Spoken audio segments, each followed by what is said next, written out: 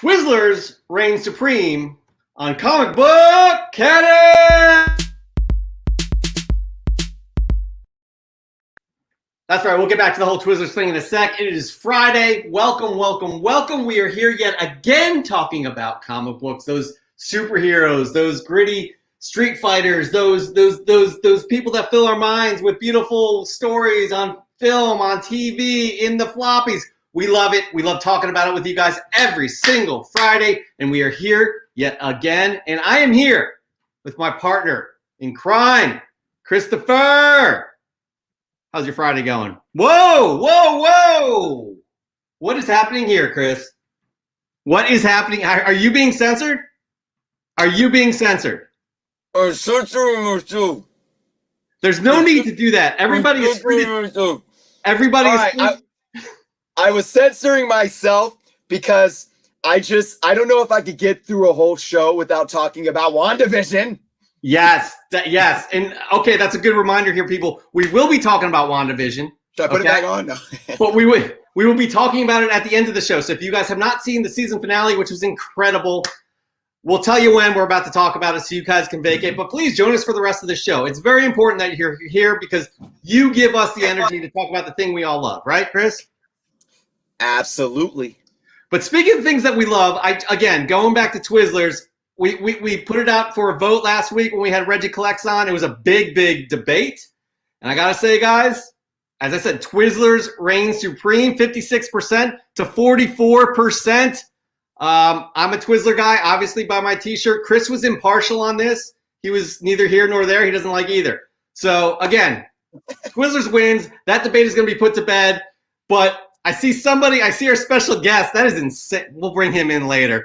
He's got something to say about that. But after he does, we're going to put it to bed. Speaking of our special guest, Robert Venditti is here. That is right. He is here to talk about the books he's working on. But he has also worked on some amazing books too. Hawkman, incredible. Green Lantern, Exo Manowar. I mean, come on. But he'll be here talking about two upcoming projects. Both of them I'm super excited about. And we'll get into that in a bit. But first, Chris, we have some news, right? Should we talk news?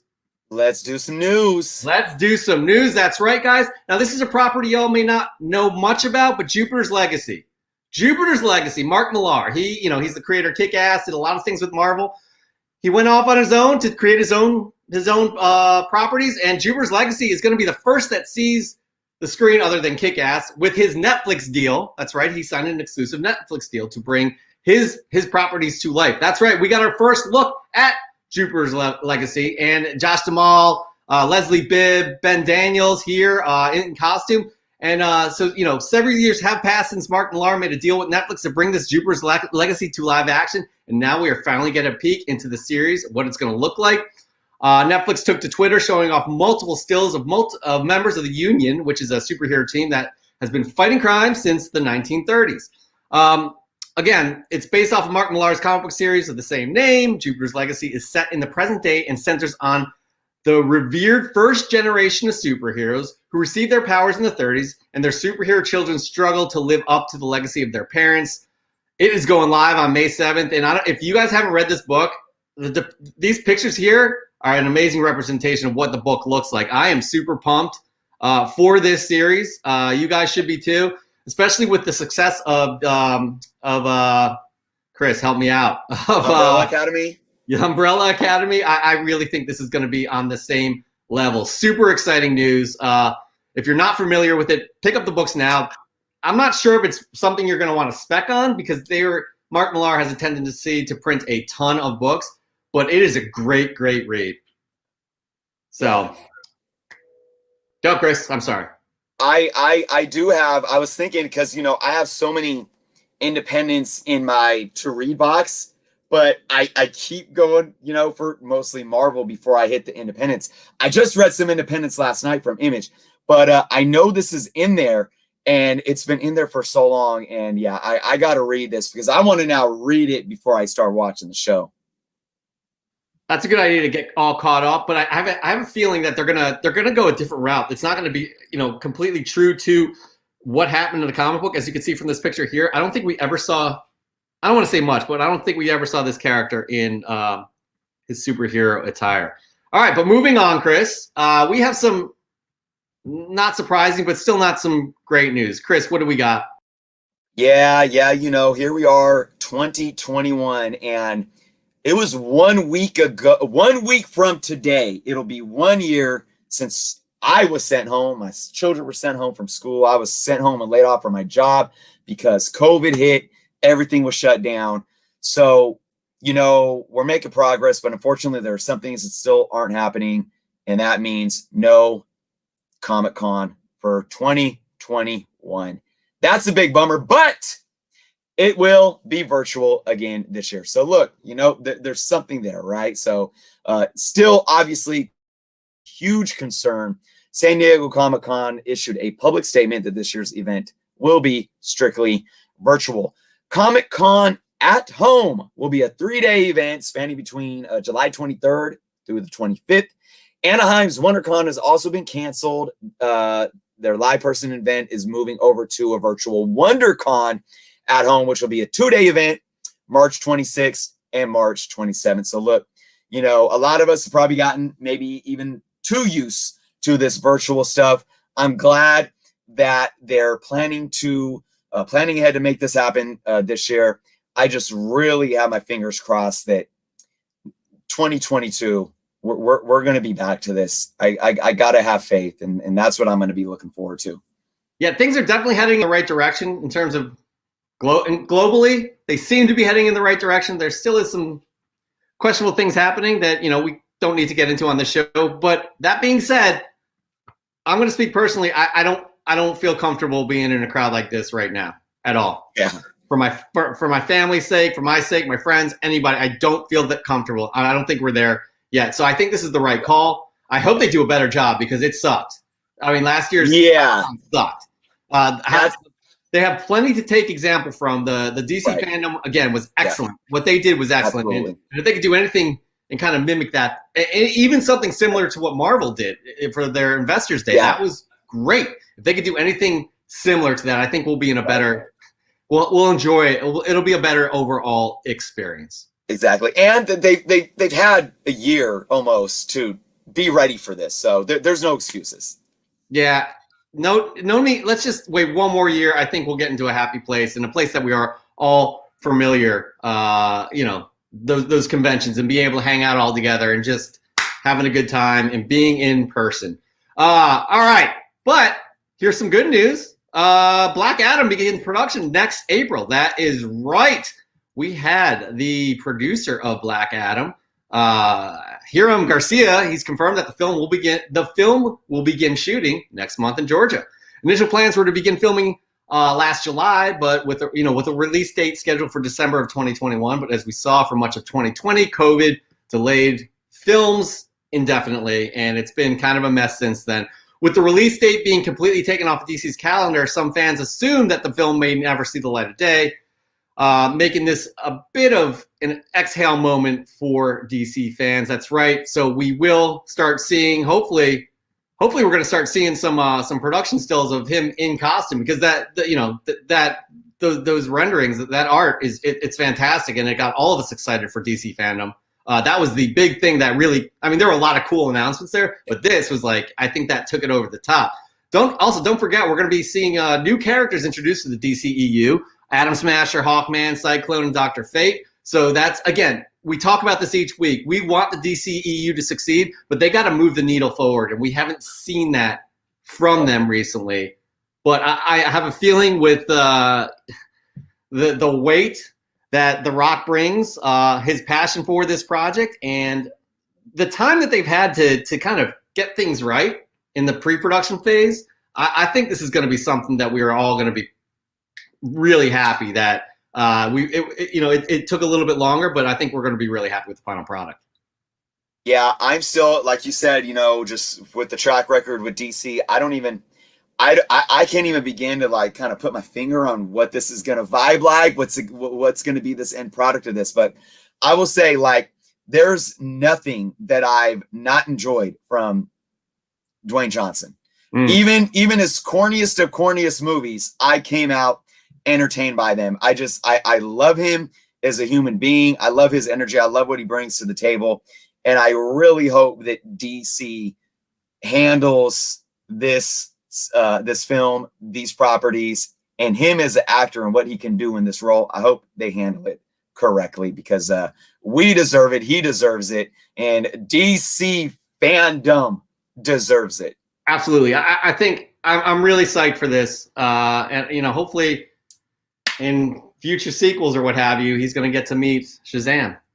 Right. Exactly. That's the talk. That's the talk. Anyways, moving on though, Chris. Things that we have seen an example of people doing the right thing with these properties is Star Wars. So what do you got here, Chris?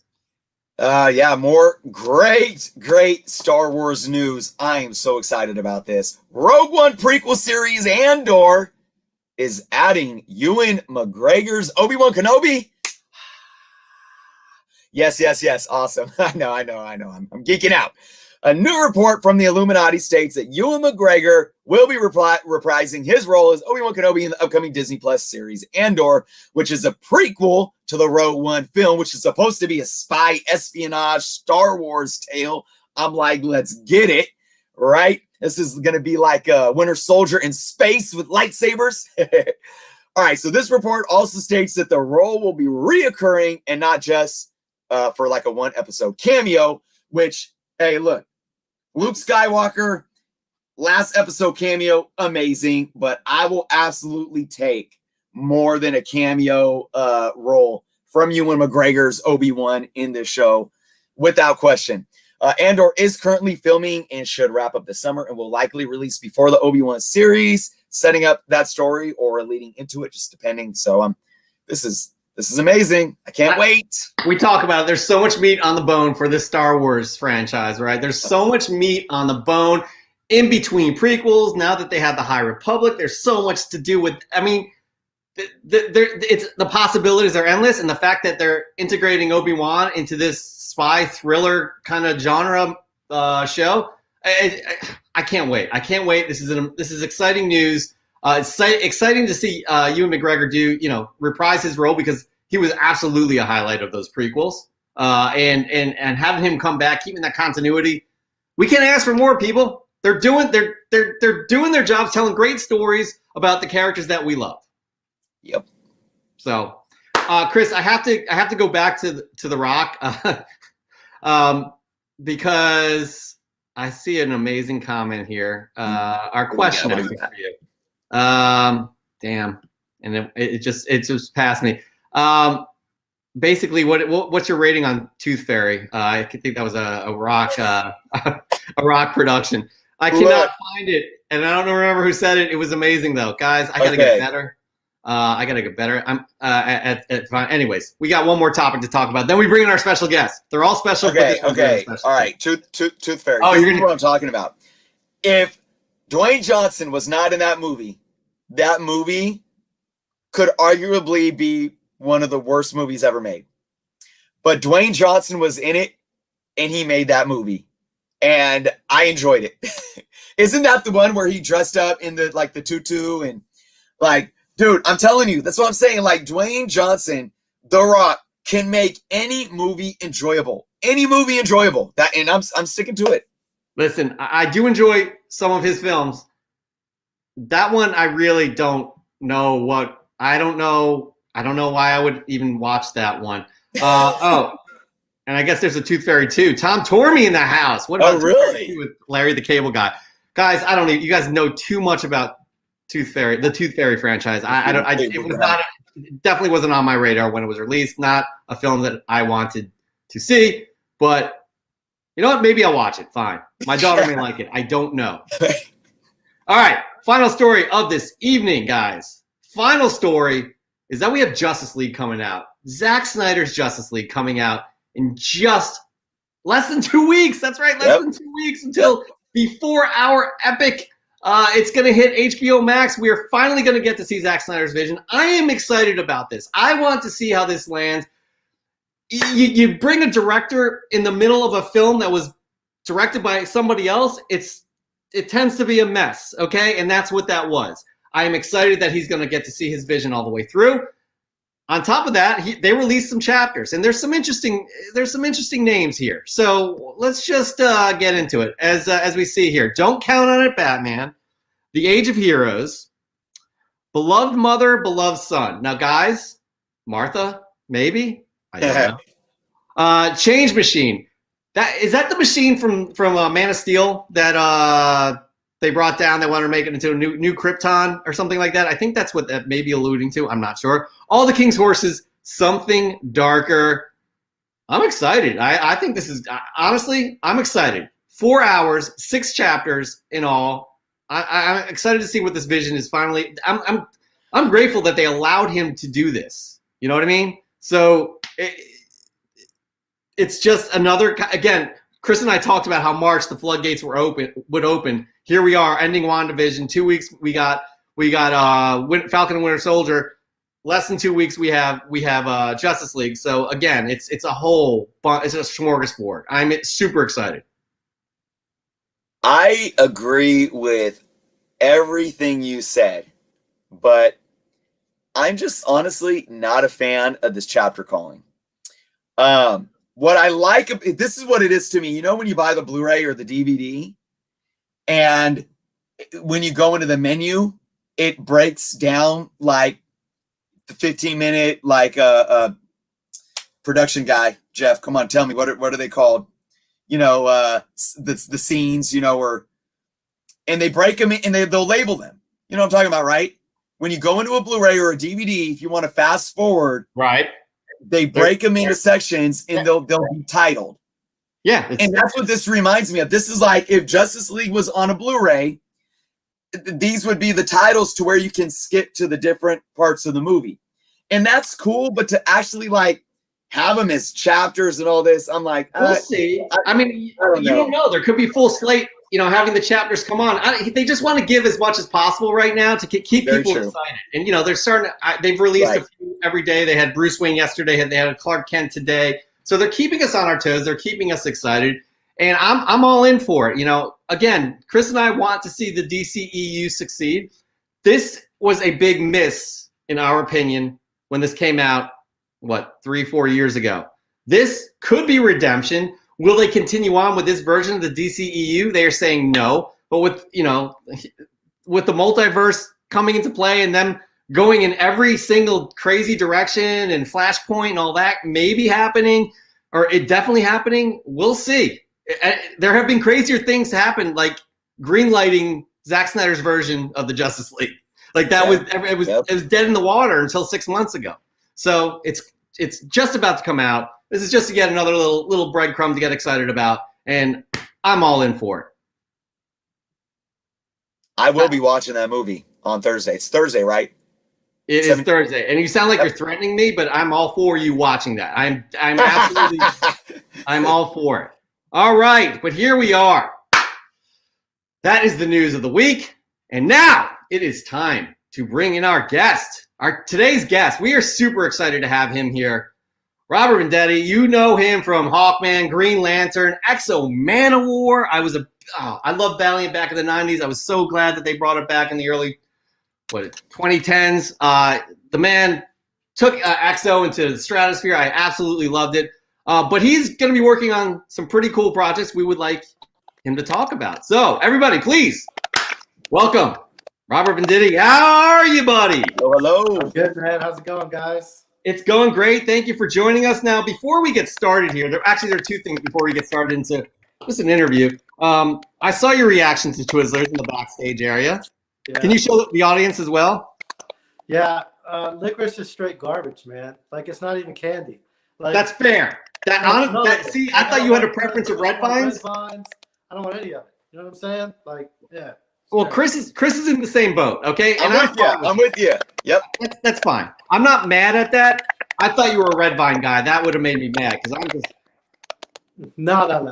I don't like any of it. Yeah. Okay. And all right. To go against Chris now, I gotta disagree on the Rock and Tooth Fairy. I like the Rock. You know what I'm saying?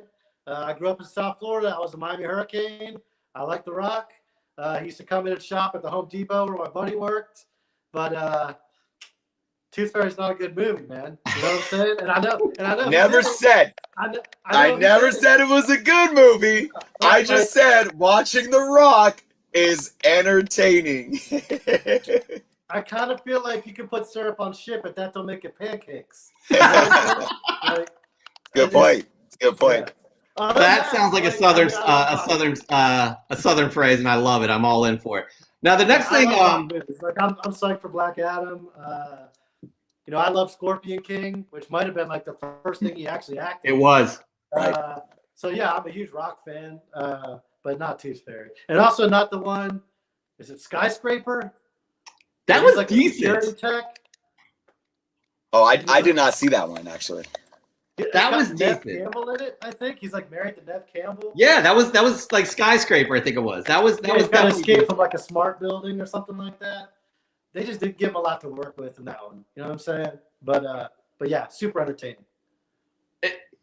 A majority of his, for me, a majority of the things that he's in, I definitely do enjoy, and Black Adam is going to be no different. Yeah. 100%, Now, 100%. the next thing that we had, you know, you are our guest co-host, so it's only fair. This show is yours too, but you had a suggestion. And I think actually, if I can interject for a second, I think you guys are the co-hosts. But other than that, yes, you're right. Yeah, go ahead. I think you wanted to rename the show, so go for it. Right. Yep. Yeah, this is V Diddy and the Gang is what this is for the next. V Diddy and the Gang, everybody, thumbs up. Maybe, you know what? Maybe we'll do another poll next week to see if we call it. Start throwing up the V's. Yeah, absolutely. All right, but moving on, because we want to talk about you right now. It's all about you, and you know, I find it fascinating your career trajectory in comic books, because as I understand from what I've read and seen, you didn't read a comic book until you were in grad school. Is that correct?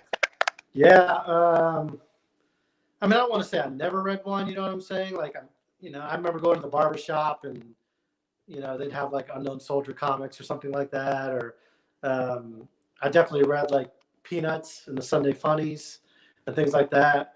But yeah, I was not a comic book reader by any sense. My brother was, you know, and I don't know why I didn't read comics, because when I was younger, like sort of my earliest, you know, I want to be an astronaut or whatever, was I wanted to animate like Bugs Bunny cartoons, you know, and, like I loved animation. And so I had all the animation books and I would try to draw, but I was just terrible at it. And I could tell I was no good at it. And I was never going to be good at it, you know? And I think that's why I started writing, because it was like a way for me to describe with words what I couldn't draw with my hand, you know? So why it never dawned on me that there's this whole medium here that's like reading, but it's like art focused. Like, it seems like a no-brainer that I would be hooked into that all the way, but I really wasn't. I didn't start reading them until, like you say, I was in grad school. And up to that point, I was writing prose stories and what they call literary fiction, and, you know, published some things here and there and whatnot. But once I started reading comic books, I knew that that was the thing I wanted to write, because the art component of it and the idea that I could write something and then somebody else would render it into art really appealed to me, and I think is as close as I'm ever going to get to that original I want to be an artist thing. You know what I'm saying? That's insane. Yeah, it's amazing again that you kind of, it took you that long to get into it, but you found your love, right? And that's actually inspirational. We apologize for the audio. We know that there are audio issues. We're trying to fix it. We're not sure what that is. But in terms of like, because you ended up working at Top Cow Warehouse, right? And you had a script. You were like, hey, Top Shelf. I'm sorry, Top Shelf. You had a script. You're like, hey, what do you think of this? It became The Surrogates. You had a movie made out of it, and boom, you're freaking right there.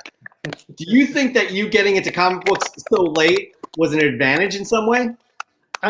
Yeah. So it's definitely, there are definitely times when it works against me, right? Because I don't know the continuities. I'm not steeped in anything. Like, I know DC continuity pretty well by now, but that's because I've been reading it, you know, for, I don't know, 8 years I've been working at DC. I don't really know Marvel continuity at all, you know? And so there are definitely times when it works against me, because I don't know how sort of all these interlocking pieces come together historically and things like that. But what it does do is it makes me unique, I think, or at least different from most people, because the way I always say it is, you can't fake stupid, right?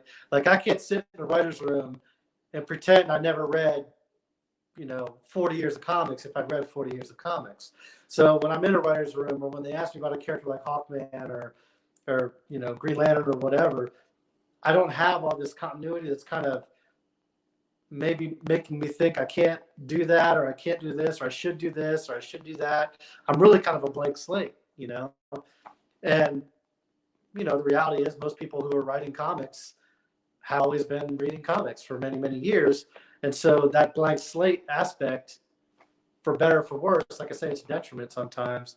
It does differentiate me from a lot of other people, because I'll bring a take that maybe is completely wrong, but at least it's, different and not steeped in continuity and, new reader friendly and all those kinds of things. Because I was that guy who went into the shop and was like, I don't even know where to start. It's like Superman number 8 million and Spider-Man number 500,000 or whatever. It's like, what do I do? You know what I'm saying? And so when I write, I always try to make everything super new reader friendly. Every issue, somebody's first issue. That's a cliche, and they say there's no new readers. I'm that new reader, And I think when Valiant reached out to me in the very beginning, because they had read Surrogates, Warren Simons, the editor-in-chief at Valiant, who's now a Bad Idea, he had read Surrogates, and he asked me to pitch. And we talked on the phone, and he rattled off, a bunch of Valiant characters, and I said, man, I'm just gonna be honest with you up front. Not only have I never heard of a single one of those characters you just mentioned, I've never heard of Valiant. I don't know what that is, because I started reading comics in like 2001, 2000, and he was like, cool, that's exactly what we want. I'll send you some character Bibles, you read them, you tell me what comes to mind, And EXO was the one that I picked and that I pitched for, because it just seemed like such a unique concept. When are you ever going to have like a Visigoth and alien battle armor in the modern day, So that was the one I went for. And by the way, I'm going to put you on mute when Chris and I talk, because I think that we're getting a little feedback through your mic. So, but in terms of again, going back to you not having as much experience as most people do getting into the industry, you have this fresh perspective, and it's absolutely worked for you, especially seeing the things you've done with Hawkman, especially that for me, I just think I would think that you're coming in, you're not in a way hindered or weighed down by things in the past. Yeah, it kind of, yeah. So when they asked me to pitch on Hawkman, literally all I knew about Hawkman was two things. I knew his visual because I'd seen it in the old Super Friends cartoon or whatever. And then I knew that he had a reputation for being the most confusing character in all of comic books, And that really appealed to me. That really appealed to me because, I'm not a continuity guy, and everybody's got holes in their game. But one thing that I think I do well is I'm a good puzzle piece writer. And by that, I mean, you could dump any crazy thing on my desk and I'll be able to figure out some way to make it make sense, And that's served me as I've done crossovers like I did at Valiant or DC, because there's so many moving parts. You got to figure out a way to make it fit, So I was like, if I could figure out a way to sort of fix this continuity that everybody says is confusing, maybe I can leave a stamp on this character. And there really aren't that many characters left that you're going to leave a stamp on. They've all been stamped. You know what I'm saying? So I wasn't going to leave a stamp on Green Lantern necessarily. Jeff Johns had done that. You know what I'm saying? Mark Waid stamped the Flash. You know what I'm saying? So Hawkman was an opportunity to do that. And so, the first night I was just looking on Wikipedia, which is always what I do, because I have no idea who these characters are. So I go Google EXO Man of War and read the Wikipedia page or whatever. So I'm reading Wikipedia, and I see that there's these two versions, the Golden Age version, the Silver Age version. And I start with the Golden Age version because I'm just going chronologically. And it says he's a reincarnating Egyptian prince. And then I get to the Thanagarian version that came along in the Silver Age. And in my head, I was like, oh, I get it. They're all the same guy. He just reincarnated as an alien, and now he was a Thanagarian or whatever. And it turned out that that wasn't whatever happened. But I was just like, well, that's how I'll fix the continuity, because that makes logical sense to me. And if I had grown up reading Hawkman, I would know that Carter Hall and Katar Hall are these two things that are completely divorced, and they can never be the same. And I would have that block there. You know what I'm saying? So because I came in and I had no knowledge of the character, I think that was the only reason really that I was able to sort of streamline it, Yeah, that's awesome. Go ahead, Chris. Sorry. I wanted to That's what I was ask. trying to get at. Was that? Go ahead, Chris. Yeah. So, have you ever been in a situation when working with these characters to where, I'm sure, everything going across the editor's desk and making sure that, especially with characters that have been around for 60, 80 years, whatever the case may be, has there been situations to where as you've developed, say, you've got a story developed, where you want it to go. Are they kind of throwing things in at you? Like, kind of like what I'm seeing in my head is like, if you're baking a cake or something and you put the sugar and the flour in and and your ingredients, but then you got somebody else that's trying to like throw in some molasses or some vanilla at you and you're like, what are you doing? Like, have you been in kind of a situation like that where you really got to kind of bob and weave and take as you go to essentially appease the greater what's the word to say, the greater good for the final product? Yeah, so I mean that's the reality of working in a shared universe, right? Like that going in, and like it's not I mean that's the job. You know what I'm saying? Like it's the difference between writing Surrogates and writing Hawkman. Like you're one part of this great moving machinery, and there's always going to be, we need a crossover, or we need you to do, Hawkman's going to get infected by a virus from the dark multiverse, and I'm like, okay, and I got to figure out a way to make that a story, you know what I'm saying? But that always happens. I mean, that's what it is. It happened at Valiant. It happened at DC. I guess the only times it doesn't really happen is when I do something like Freedom Fighters, which is set on another Earth, and it's kind of siloed off like Superman 78, which we'll talk about later.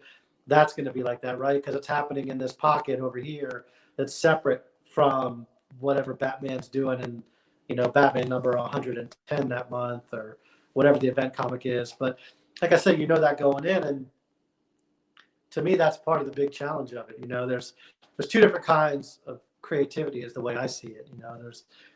There's Surrogates Tankers creativity, which is you're making a whole new story. You're creating everything from the ground up, characters, plots, whatever, work, you and the artist together, just building this whole thing. And it's very freeing, right? You can do whatever you want.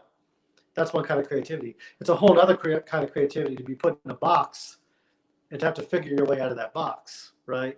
And this is not me coming to this realization. I mean, this is a debate in literature that goes back, to the Romantics and to Alexander, to Dryden Pope and to all these things. And so constraints can breed a form of creativity and lead to ideas that you never would have had if the constraints weren't there. You know what I mean?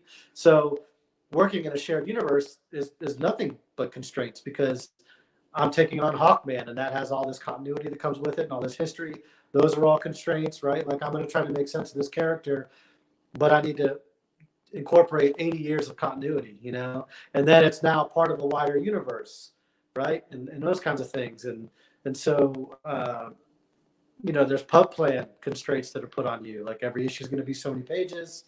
It's going to come out on the same Wednesday every month, those kinds of things. And so this all puts you in a box and leads to all this creativity that you never would have come across if the constraints weren't there, So no one or the other is any better. They're both very challenging and very rewarding to work in. And to me, I like the idea of there being a balance where some of the stuff I do is the creativity that's driven by, sort of the rules and the universe you have to operate in. And I also like creativity where I can just do whatever I want. It's like flexing different muscles. Yeah. So on that topic, there's a great question in the comments here. Dan Mills, if the writing process, by the way, he's a good friend and he's actually quite smart. I don't like giving him credit though, but if the writing process weighs innovation against continuity, how do you decide on any given storyline when to push innovation, risk, versus continuity, familiar, safe, and what helps you decide? Because because I'm not steeped in continuity, like I'll always choose innovation, because I don't know what the continuity is. That was part of the challenge that I liked about Hawkman, though. Like, this was an instance where it was going to force me to embrace this continuity, because the the very goal that I had set was to make sense of all that continuity. You know what I mean? And I remember when the first issue came out, and I'll, let's bring in Brian Hitch here and talk about how that's just my initial pitch. I didn't know Hitch was going to be the artist, but then when Hitch came out of the book, him and I really built everything out from there. I mean, he is a guy who did grow up reading DC comics, is super steeped in the continuity of the DC universe, knows about all these characters and all these events and all these things. Phenomenally talented artist, but also an amazing storyteller and collaborator. Like what we were able to accomplish on Hawkman wouldn't have happened without the two of us working together. But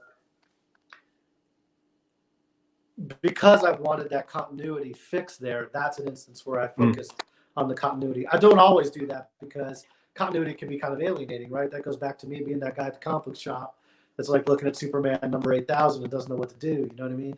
So I don't ever want to write comics that are about comics. I don't ever want somebody to show up at the end of an issue and like I remember when I read Forever Evil. I had just started working at DC then. And I got to the end of Forever Evil, or one of the issues of Forever Evil, and this character showed up on the last page. And just everybody was buzzing about it. And I had no idea who this character was. And like a couple years later, in my comp box from DC, I got Crisis on Infinite Earths, and I read it. And I was like, oh, that's who that guy is. You know what I mean? Like, I don't ever want to write a story that's like that, because I guess I'm thinking about me as the person who wouldn't know who the Anti-Monitor is. You know what I'm trying to say? And obviously, Forever Evil was phenomenally successful. And Jeff is an amazing continuity writer. So we're really just kind of talking aesthetics here. But for me, I will always go, err on the side of anybody can pick up this comic and understand it versus some kind of continuity thing. And so when we did do what we did with Hawkman, like I was kind of biting my nails a little bit because I'm taking a risk with this character, what we're doing to his continuity and how we're streamlining it. And when this comes out, like on day one, if people don't like it, we're toast, And I'll never forget, it was one of the coolest days I've had in my career, watching like early reviews come in or like people commenting on it on social, and they're like, I cannot believe that these two guys just fixed Hawkman with like one sentence, like I can't believe that just happened. And everyone was just kind of stupefied by it, And that was when Brian and I knew, like, we've really hooked into something here. And if we pull off this first year, this will be sort of that, Mark Waid in the Speed Force, Jeff Johns in the Emotional Spectrum stamp that we're going to put on this character. And so couldn't be happier with how it came out, Yeah, I think that was to your advantage, and you seamlessly kind of created a new canon based off of a confusing one, right? Does that make sense? It all fits together. Sorry, I muted you. Sorry.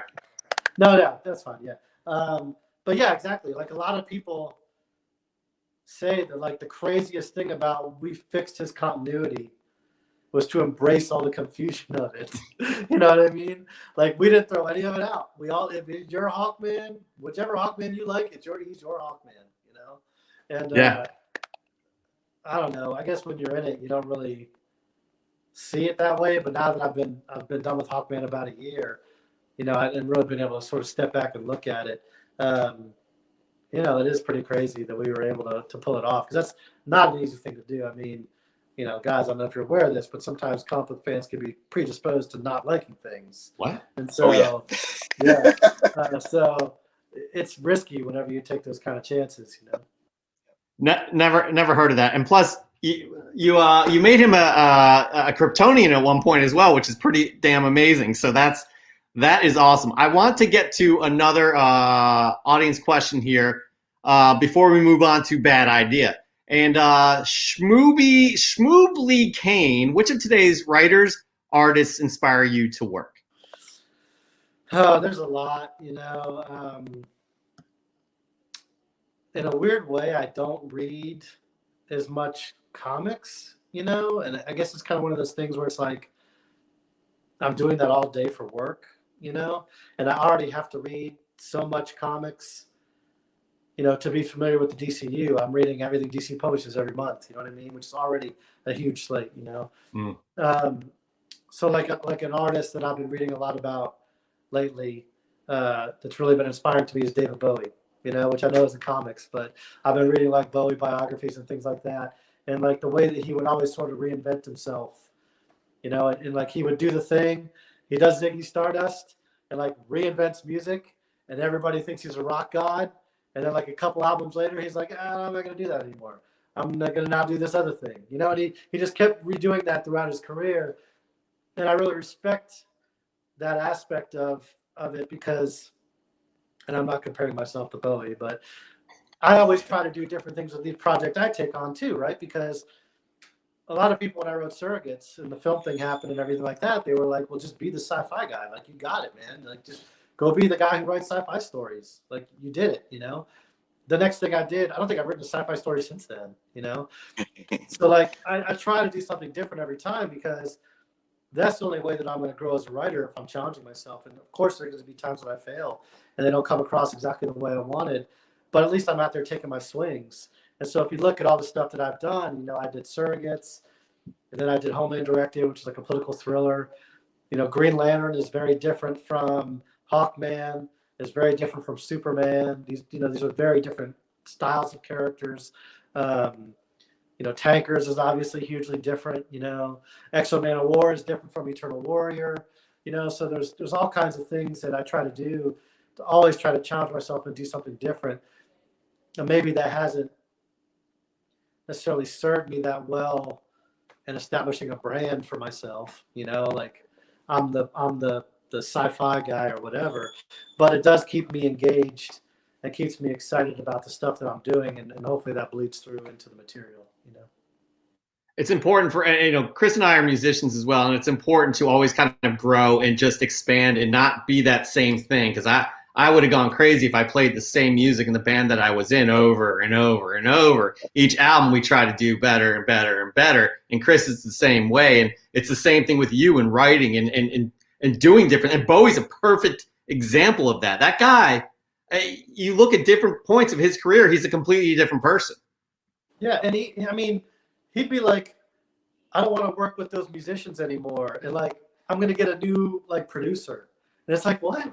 Like, you know what I mean? You just have like this fantastically successful thing. Just like, keep doing that. And he's like, nah, and not all of his albums are great. He definitely had some albums that weren't good, and I've written some things that weren't good, but I don't even really regret those because I kind of tend to think of it as like, my career and your whole life really is bricks in a wall, And so ultimately you have to look at it and say, are you satisfied with where you are and what you're doing now? And if you are, then you can't go back and begrudge things, because if you pull that brick out, that whole wall comes down and you're not where you are. You know what I mean? So true.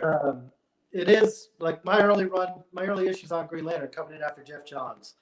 Classic example. Like at that point, I think I'd maybe written 10 comic books in my entire career, right? And I'm taking over Green Lantern after Jeff Johns, which is suicide run, right? And I thought about that. I was like, this is crazy. Why would you do this? And for me, it was like, I'd rather be the guy that swung and missed, and the guy was like, man, what if I'd done that? What if I'd taken a shot on that, So I'm going to do it, People, they absolutely hated it. And so I kind of likened it to, like, if you guys go get a job, everybody's had a first day on the job, right? And you get hired, you're the first person on the job, first day on the job, and you're replacing like the career veteran who'd been there for like 30 years and was like top salesman or whatever. And like your first day, like you just kind of learned where the break room is, and you're like learning how to log into the computer, and some guy just leans over your cubicle and goes, "You suck." And you're just like, shit, man, like I just got here. You know what I'm saying? Like, I'm not trying to say that I'm as good as the guy that's been here 30 years, And it was definitely a little bit like that, man. Like, I caught all kinds of flack for it. But I went on to write Hal Jordan, the Green Lantern Corps in Rebirth, which is one of my favorite things I've ever written. I could not have written Hal Jordan, the Green Lantern Corps for 51 issues if I hadn't first written those 33 issues of Green Lantern and got the learning experience of not just how to write Green Lantern, but how to write inside the DC universe, how to write, monthly comics on that kind of stage. You know what I mean? Like, these are all lessons that I had to learn. So I don't even go back and look at those Green Lantern issues and be like, oh my gosh, I wish I would have done these things differently, because I feel very fortunate to be where I'm at in my career and to be able to do the things that I'm doing.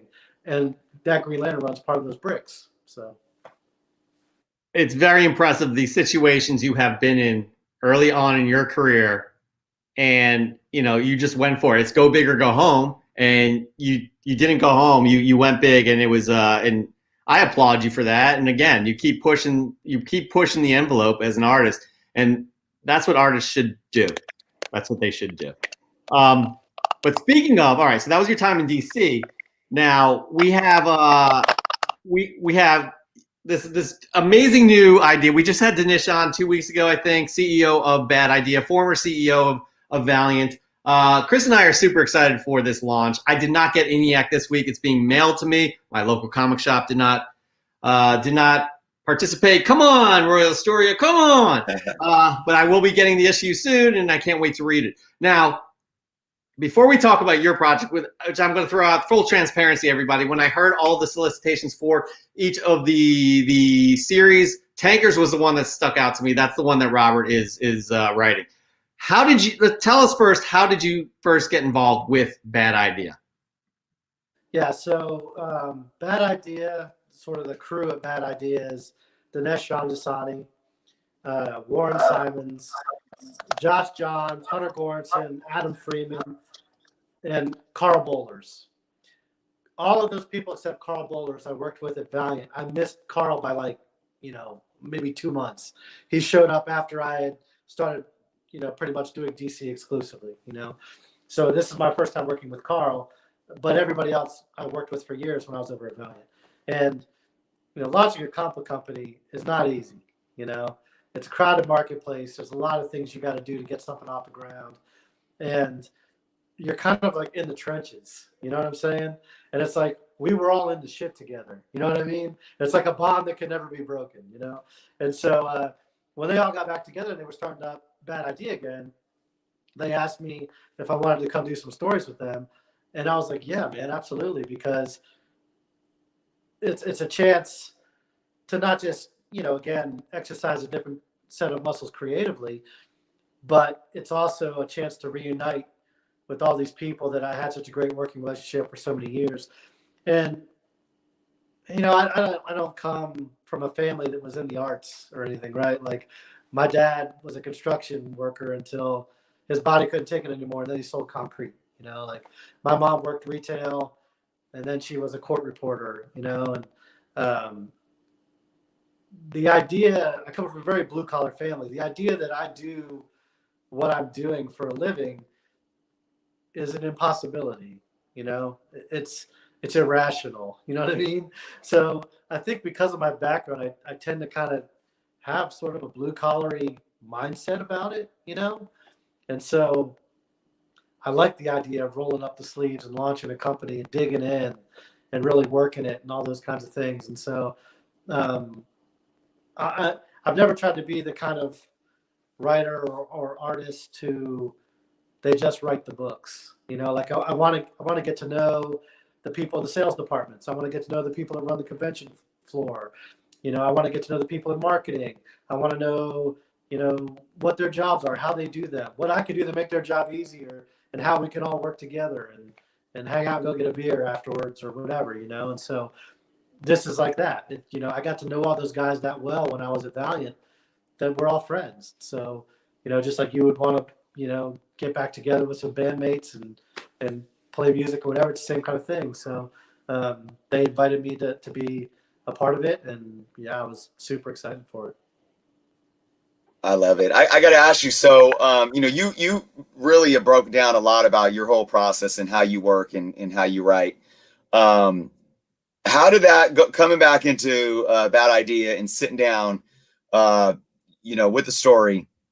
What was the mindset going into it? Obviously, again, you've stated how you like to, push boundaries, do something different. Were you conscious of saying, okay, I did all this before, I'm going to do really different? Or was it more like, kind of a meditative boom light bulb and this idea just came to you? Did you feel that this was much different than any of your processes prior? I'm sorry, no, it's fine. It was just talking back and forth and just spitballing ideas. And, season on, this one, I'm trying to think, 1, 2, 3, there's 4 different things I have going at Bad Idea right now. This is the only one that's been announced. There's 4 different things I have going with them.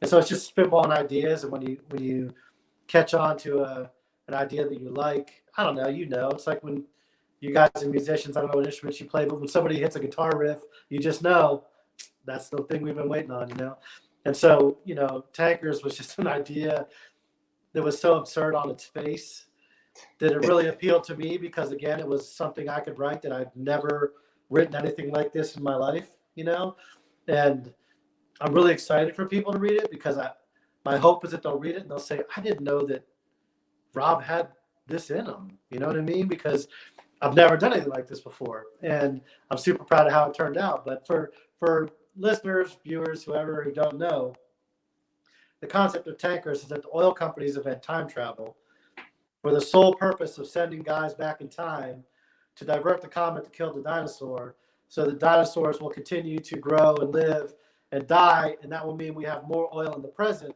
so we won't run out of oil, right? It's ridiculous on its face.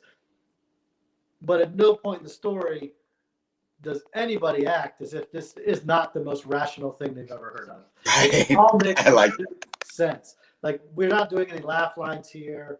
We're not doing any kind of like, I don't know, Spaceballs satire or whatever. Like, it is, everybody's dead serious. This is the most sensible thing that we can do right now. And they're all in, And a lot of the humor comes across because of that absurdity, And Juan Jose Reed, who's the artist on the book, I was so excited when they put him on the book because I worked with him for a couple of issues at Valiant, and I've been dying to work with him ever since. And once they told me he was the artist, I really started writing the book specifically for him. Just really going over the top with the fights.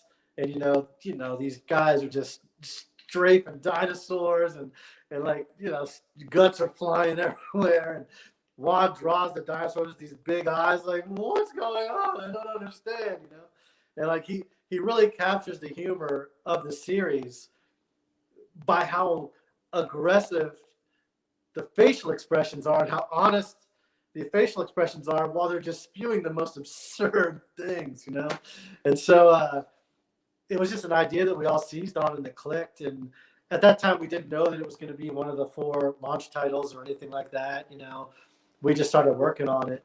And the more we got into it, it was one of those books. And Guy Gardner was this way when I would write Green Lantern. Guy Gardner would just come into a scene and like take it over and write himself. You know what I mean? He was the easiest character to write. He just came in and like told you what to do. And you just did it. You're like, all right, guy, that's what I'm going to do, And Tankers was like that. It just really felt like it was starting to write itself, like it was just clicking. And, at that point, we just all started really leaning into it. I don't know if you guys have seen the video that we did, the promo tank video that I did, where like I'm driving a tank and threatening a Sudical machine gun and inflatable dinosaurs and all this stuff. Like, that's kind of what we're trying to do, with Bad Idea. It's like their approach to the marketing. If you've seen any of the button stuff they did or like the retailer videos. Like, it's all just a very different look at those things. And that video was very much, when I put that video out into the world and it got like 10,000 hits in 24 hours, there were so many people that were like, this is like really cool and it's hysterical and I can't wait to read this. But like, I can't believe you did this because you don't seem like you would do that, Rob, But that's kind of what excites me about it is for people to read it and sort of see another side of me. It's got that video. If you all don't know, you should check it out. I do believe it's on Bad Ideas. It's definitely on Twitter and Instagram. But Rob goes out and I don't know if it's a tank or what have you, but he's going dinosaur hunting, And I think it's the way you're describing this book is very serious. Like this is a serious thing. You're going out and doing this thing, but it's also tongue in cheek. It's so much fun. And again, I'm super excited about this book for a few reasons. Juan Jose Reef's art is incredible, and we have some stuff to share. I'm going to open your mic here too. Apologies again, everybody. We're having technical difficulties. Our IT guy is on it, but I mean, well, here's the cover right here. It is just gorgeous. Is that Louis LaRosa that did the cover? Yeah, beautiful cover. Louis LaRosa's covers. Then you got, I guess that's a splash page right there. That's Juan Jose Reef's art right there, the main artist. And look at this. I mean, goodness, the detail of his art, absolutely incredible. I'm excited. The way the Bad Idea is describing this is a Saturday morning cartoon that's run irresponsibly over budget. Is what I read somewhere. Again, I'm going to reiterate the premise here. It is big-time oil company sends contractors in mecha suits back in time to stop the meteor that wiped out dinosaurs with the goal to create a larger surplus of oil. They come back and the human race is wiped out of existence by evolved dinosaurs. So those contractors, I guess, have to fight their way out. I mean, it seemed like a foolproof plan. I don't know. How can it go wrong? I have no idea. I've never seen a film where somebody goes back in time, changes one thing, and it doesn't it drastically changes anything else. That's the most ridiculous concept, but I guess it happened here, and I'm excited to read about it. All right, moving on though. Back to Bad Idea. What are you most excited about with this company? I mean, there's a lot, I think the thing that probably I'm most excited about is working with my friends again, and I have a lot of friends at DC too, writing and drawing too, right? You're in your own house all the time. You're always by yourself, So making friends with these companies and things is part of what I like about the job. And so being reunited with the guys is exciting, but also the idea that I can call them up and say, hey, me and my buddy who shoots video have this idea where I can go rent a tank and shoot a 30 cal, and we're going to make it like I'm a method writer. And in order for me to be able to write tankers, I had to go drive tanks and shoot dinosaurs and whatever. And they were like, cool, we'll give you a budget. You know what I'm saying? Like that's crazy. Like, I don't know that a lot of people would be like, yeah, go film that video. Awesome.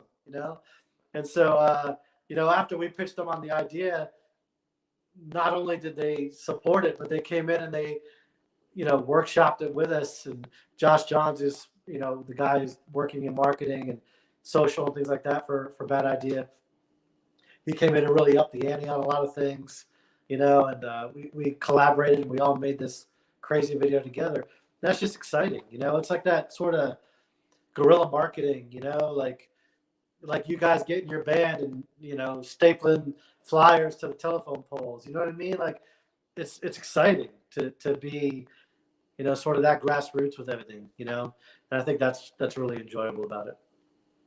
No, definitely. And I've worked with the Valiant team, that core team, Josh Johns, Dinesh, before.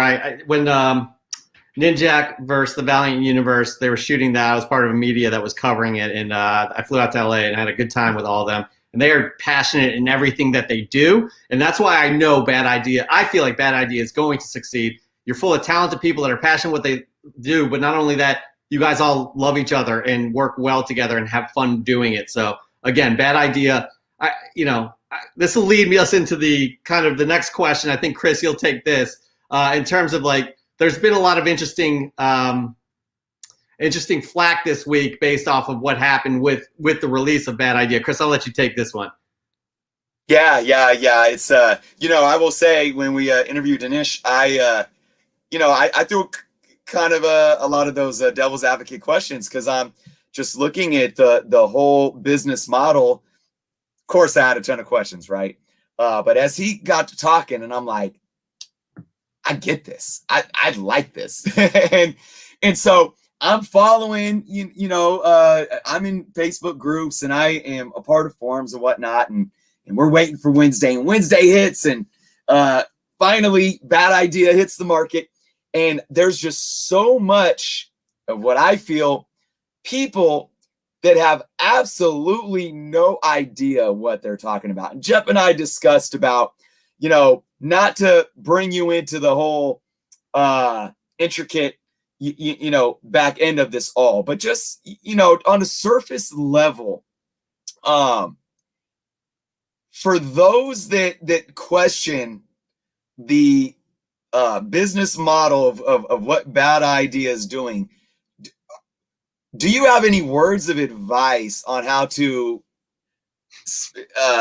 get collectors to look at this as something that is going to, I guess just say that's going to work, that's going to be something that is going to be, and I think Jeff and I feel this way, is really going to substantiate itself in this industry? I mean, I don't know if you're aware of a lot of the pushback, but I really am curious about where your head is on a lot of this backlash and where you think it may be coming from.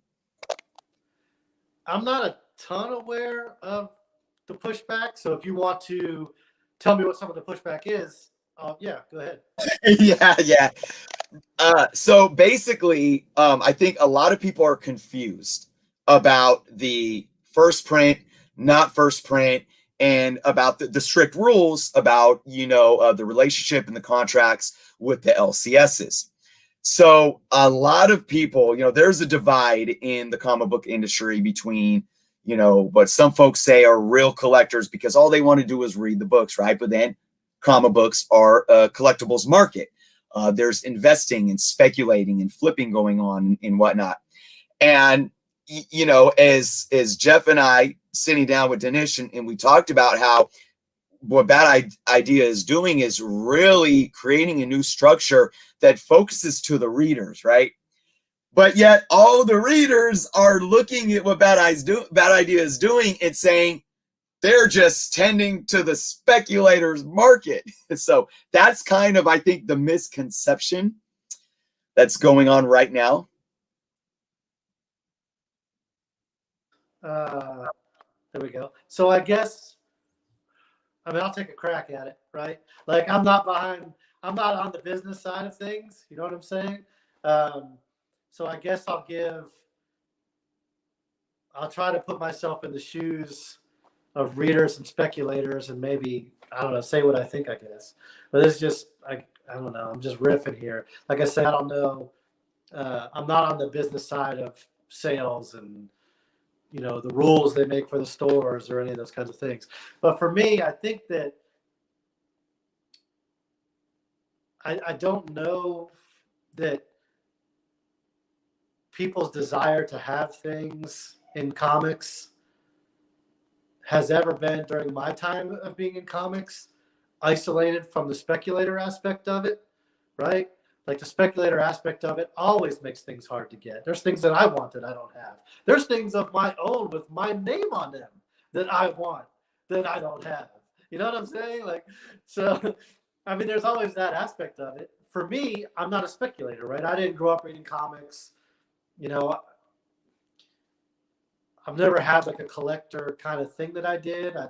I worked in a baseball card store. It was one of my first jobs when I was a little kid. And I used to get autographs, like down in South Florida, that's where a lot of the spring training was. Like the Yankees were at spring training. And I'd go chase autographs and get Don Mattingly and Dave Righetti and Dave Winfield or whatever. But I never sold any of them. It was something I was collecting, but I wasn't doing it like I was going to make money on it one day, But saying that, I have no problem on people being speculators.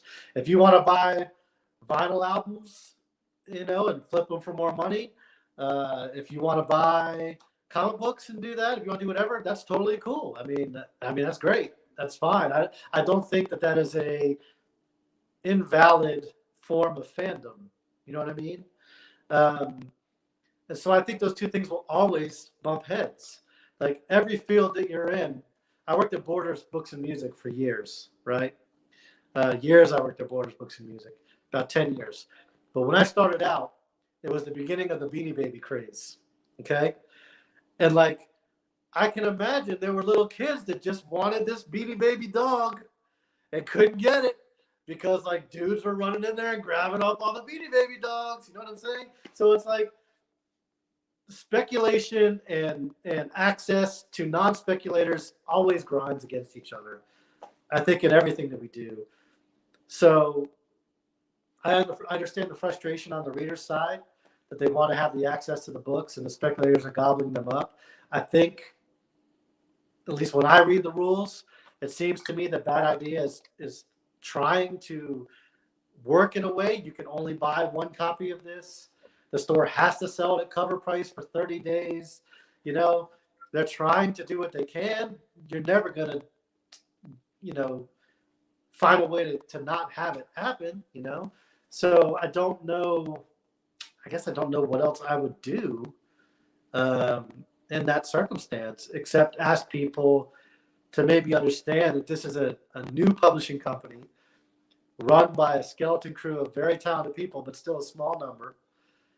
And I know from working at Top Shelf, which was just the two owners of the company, and I was the first employee they ever hired, running the company out of the bonus room above his garage. You know what I'm saying? And I'm working in the warehouse in a public storage unit with no air conditioning. You know what I mean? Like, I know how hard it is to produce comic books when you're a startup company at the level that like DC does or Marvel does, right?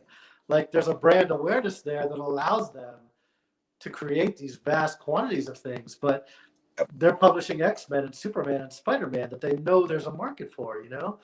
Bad Idea is just starting up. ENIAC is a new property. Tankers is a new property. So I guess that what I'm saying is I understand why people are upset about things, but I also know from the small press side of it that these are hurdles that are not easy to clear. And it seems to me, at least, that Bad Idea is doing their good faith best to get the books to the people that want to read them, you know? Absolutely. I agree too, 100%. And I think if I had to make my hypothesis of everything that's going on, I just think what you guys with Bad Idea are doing is so unique. And that alone is why people are just so confused. And I guarantee, I'm going to say it right now, the majority of these people that are all like upset and just reacting on it right now, in a few months down the line or come next year, when, you know, we get these titles out and up and running and it's going and it's running smooth, they're all going to be in these same groups talking, oh man, did you read the new Bad Idea comic? Did you read Tankers? Did you read, you know, and it's going to be a whole different tone. And that's why I am extremely optimistic about the future of Bad Idea. I'm absolutely loving what you guys are, or, you know, the idea of what you guys are doing. And I can't wait to start reading the stories. Yeah, there definitely has been like quite a number of people that I've seen asking an honest question, not being, you know, trollish or whatever. Like, as Bad Idea would put stuff out there, they would be like, is this really a company? Like, is this a real thing? Or is this like all a joke? Like, yeah. What is happening? You know what I mean? And personally, for me, I think that's great. Like, I love it. You know, it gets me excited because it means we're doing something that's different, and I'm glad that people don't recognize it. You know what I'm saying? Like, I don't know, to get back to Bowie, the first time he walked out dressed like Ziggy Stardust, people were like, what? Is this a joke? You know what I'm saying? And then they kicked in the, I don't know, any song on Ziggy Stardust and the Spiders from Mars. They're all awesome. And people were like, holy shit, this is awesome, you know? Mm-hmm. So I like it. I love that. You know, it's a very sort of, I don't know, sort of punk rock feel to it too, you know? Like, I grew up like in the days when skateboarding became huge, and I was like a skater kid in South Florida listening to Bad Religion and Agent Orange, and, you know, all this stuff, right? And like, there was like an energy to it.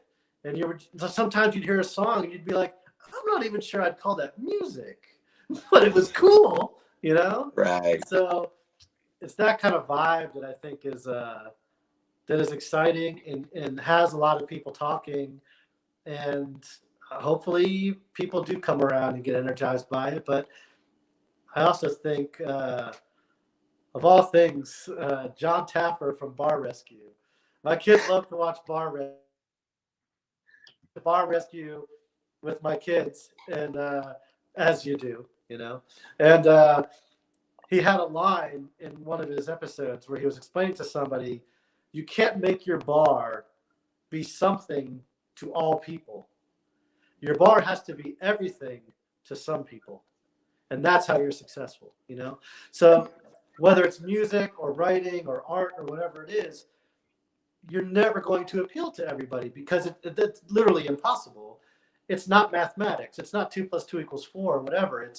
It's objective. You know what I'm saying? I mean, it's subjective. And so I don't think you can get your head wrapped up in, I have to make sure every single Green Lantern fan likes this story that I'm getting to write for Green Lantern. Because once you think that, you're sunk. Because that's impossible.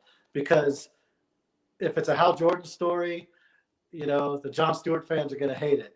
And if it's a Kyle Rayner story, the Hal Jordan fans are going to hate it. And if it's a Guy Gardner story, all the fans are going to hate it. You know what I'm saying? You just kind of have to do your story, and you just have to kind of, and I'm not faulting any of those people.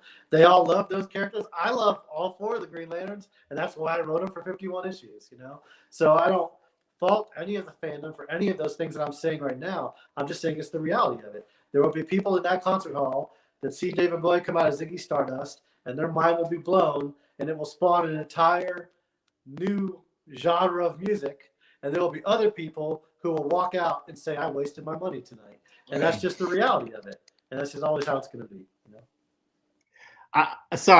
I'm because we're having audio issues, it's hard to talk over. I got super excited about a few things you just said there, including Bar Rescue. I've been obsessed with Bar Rescue the past few months, and I know exactly the episode you're talking about. They were opening up some sort of German, it was a bar in a German area, so they had all these other things but German kind of, food and beers and stuff like that. I know what you're talking about. But going back, last thing we'll say about Bad Idea is Hood Rat Comics says it best. Bad Idea was on order with a ton of online retailers, including Midtown. Wasn't that hard to get if you think about it, but then you got the FOMO. So here's the deal. You guys made the announcement well over a year ago, I do believe. These books were available, then the pandemic hit, and you guys kind of put a pause on things, but you could still put your order in leading up, so that gave you even more time. And all these people saying it's not fair that they haven't been able to get a book, I get it to some extent, but I think the people who are the loudest and the people who are the angriest are the people who are trying to make a quick buck and flip. And those are the people that it's like, nah, that's not cool. You have the people that want to read the story. You guys have addressed that with the not first print, making those, you guys will continue printing those. And you had the collectible market with the true first print as well. So Chris and I are completely on board with what you guys are doing. We understand that some frustrations with people because, if they heard about you later in the game, it was hard for them to get a book. I think Sith Lordly is one of those people. He's not a flipper by any means, but the majority of the people that are making a fuss are the flippers. Yeah, I don't know. What I will say is, I live in Georgia, right? There are 2 Bad Idea retailers in the whole state of Georgia, I think. One is about an hour from me, and one is about 3.5 hours from me. So I can't go down to the shop and get them either.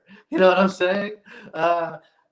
Where if you live in New York or you live in LA, you've got a Bad Idea retailer on every street corner. And it's always been that way. It was that way if I wanted to go buy,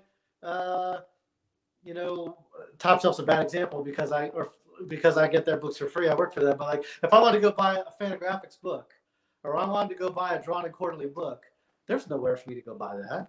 I'd go to a convention and get it. It's just the marketplace where I live, it didn't bear it out, and so that's just kind of the reality of it. I do think that there are a number of Bad Idea retailers who do mail order fulfillment. So I think that there is an opportunity for you to get whatever it is you want to get through that mail order fulfillment. That's how I got mine. Yeah. So I think those options are available, Absolutely. All right.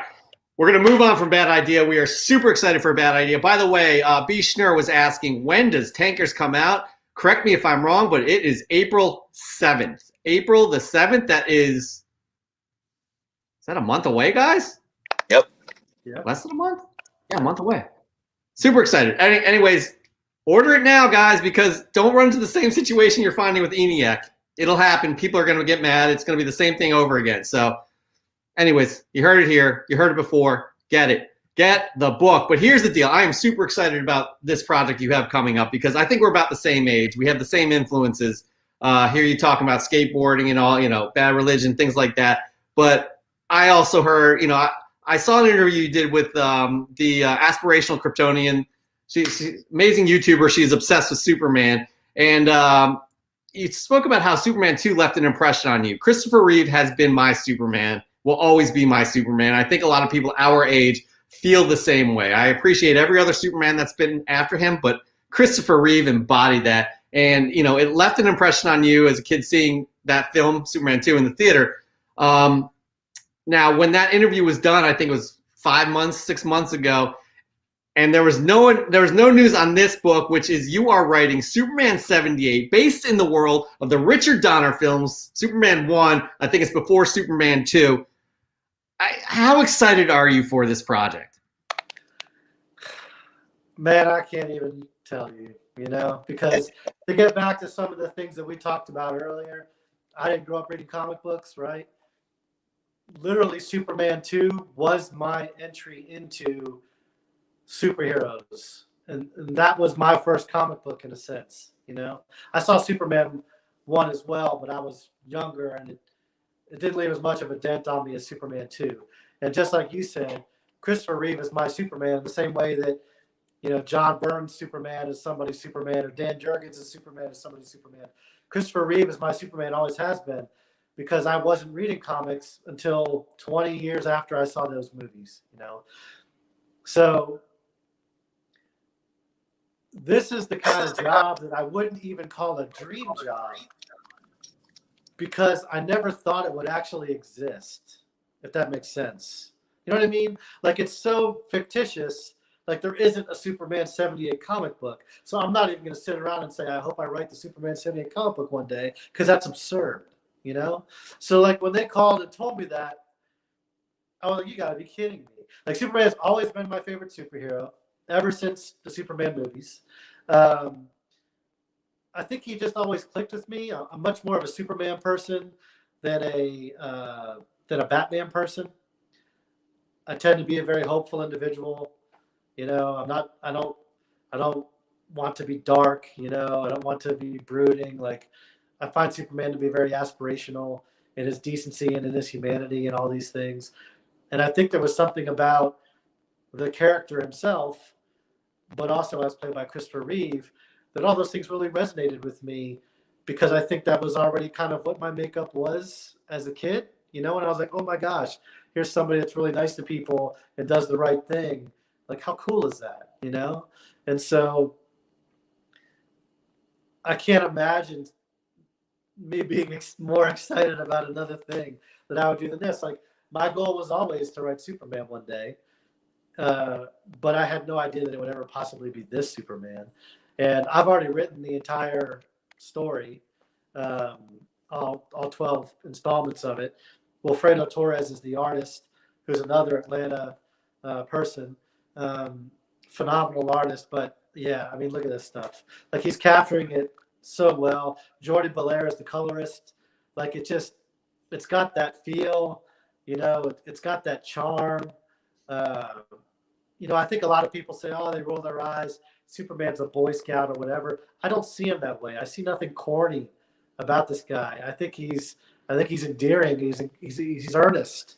And I think it's unfortunate that as a character, he's derided for those things, because what does that say about us as a society if we can't get behind Superman anymore, So I couldn't be more excited than to have these two things come out. And I'm going to tell you what, like, Tankers comes out April 7th. Each issue is 32 pages of Tankers with an 8-page backup story. And it's coming out every other month. So it'll be out in April, and it'll be out in June, and it'll be out in August. So there will be weeks where, like, Tankers and Superman 78 are on the stands at the same time. And those two things could not be more different from each other. And so that really excites me, because it's that diversity of content and that challenging yourself with different material that I really strive for in everything that I do. And now these two separate things are going to be out at the same time. And I'm not saying that everybody that likes one is going to like the other, but I would say that I'm equally proud of both of them, and I stand behind both of them 100%. And I hope people do check them both out because, yeah, I'm super, super proud of it.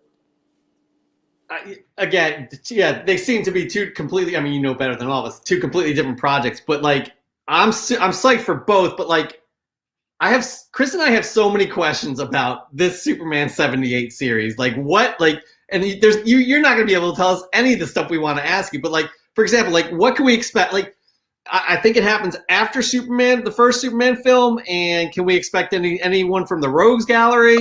What can you tell us? Give us something. Yeah.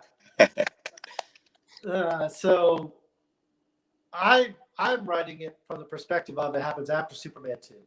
Okay. But before Superman 3 and Superman that shall not be named, Superman 4.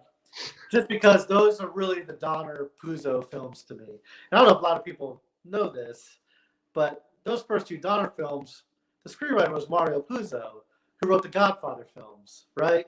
Like, these are titans putting together this film with Superman in it. And so we don't have General Zod in this thing because Zod has already happened and all that kind of stuff. But it's very much in the same vein as those films. You know, Lois doesn't know who Clark is. You know, Superman and Clark are in love with Lois. You know, Perry, Jimmy, Gene Hackman, Lex Luthor, like all that stuff is in the story. You will get someone from the Rogues Gallery of Superman as the main villain. It will be a rogue that you haven't seen in the Superman film universe before. What else can I say? Well, that means I'll throw another question at me. I answered your question, so ask me another one. So you answered our question, not fully, but it's cool that we were going to be able to expect a rogue that in that universe, which is great because, you know, we had Lex Luthor. He was and then obviously we had Zod and his people as well. I'm just super excited especially I'm going to bring this up again. I guess this is the cover of the first issue or what have you. It's just beautiful. It embodies Christopher Reeve. It embodies Richard Donner. That logo right there is straight up 70s goodness. This is what Superman was to us. Him flying through the city, him ripping his shirt open and, you know, running through the alleyway. Again, I am so excited. I will ask you with this one more question, then we'll move on. Chris has one more question to the interview, but like, when is this going to be released? Is it July 27th in digital first? Yes, July 27th digital first, and I'm not exactly sure on the dates, but the print issues I think start coming out in August, and they'll collect each digital installment is going to be 10 pages, and then each print issue is going to collect 2 digital installments for a 20-page comic. Those I think start coming out in August, and then the hardcover collected edition I believe is scheduled for November. And I'll also say that at the same time, DC is going to be doing Batman 89 comics. 89? Did I get that right? But they're going to be doing the Batman comic set in the Michael Keaton, Batman universe. And those will be out at the same time. We'll move to print issues at the same time. And I think those hardcover collections are October. So. All right. That's very, very exciting stuff. Chris, you have one more question. Then we'll move on to just get into the show, and we're going to stop focusing on you, Robert. It's not about you. It's about the show and the audience. Okay. Then we'll move on. I'm sorry, Chris. So I mean, you've really touched on so much of your own experience, and I think it really relates to this question because, you know, you've done a lot of work on the independent side outside of superheroes. You've done, I mean, just talking about being able to work with Superman, what you've done with Green Lantern and whatnot. I think over the last 20 years, you know, especially coming out of the 90s and the difficulty that some of the big companies, especially Marvel, had. And we saw a lot of independent companies producing stories that were far from superhero genre. Robert Kirkman's The Walking Dead, I think, was a big one that really propelled Image. So I just want to really kind of pick your brain. Do you feel like the superhero genre is, here to stay over the next couple of decades? Or do you feel like, there's a lot to learn from what the independents are doing with, all these different types of stories that say, look, comic books don't just have to be superheroes. So do you feel like moving into, the 2020s and the 2030s, how do you see that playing field mapped out in terms of the big two being so just, this is what we do, superheroes, when you got all this other content that can be good as well? Yeah, I do believe they'll both coexist. I don't think superheroes are going to go anywhere ever, There are mythology, I mean, these are the characters that we created. And this is sort of the genre that we created. And I mean, you can go anywhere on planet Earth and people know who Superman is, who Batman is, who Spider-Man is. And that was even before the movies, I think it's just a part of us now. It's ingrained in us. I don't think that's going anywhere. But I also do think that the other genres will continue to expand. I mean, especially when you see what's going on in the youth market. I mean, there's a whole generation of kids that are growing up on, Dogman and Raina Telgemeier books and things like that aren't growing up reading just superheroes and thinking that's all that comics could be. And of course, it wasn't always that way, right? I mean, you had eras in comic book publishing when you had romance comics and horror comics and mystery comics and all these other different kinds of things. So I absolutely believe that there's space for all that stuff to operate in and around each other.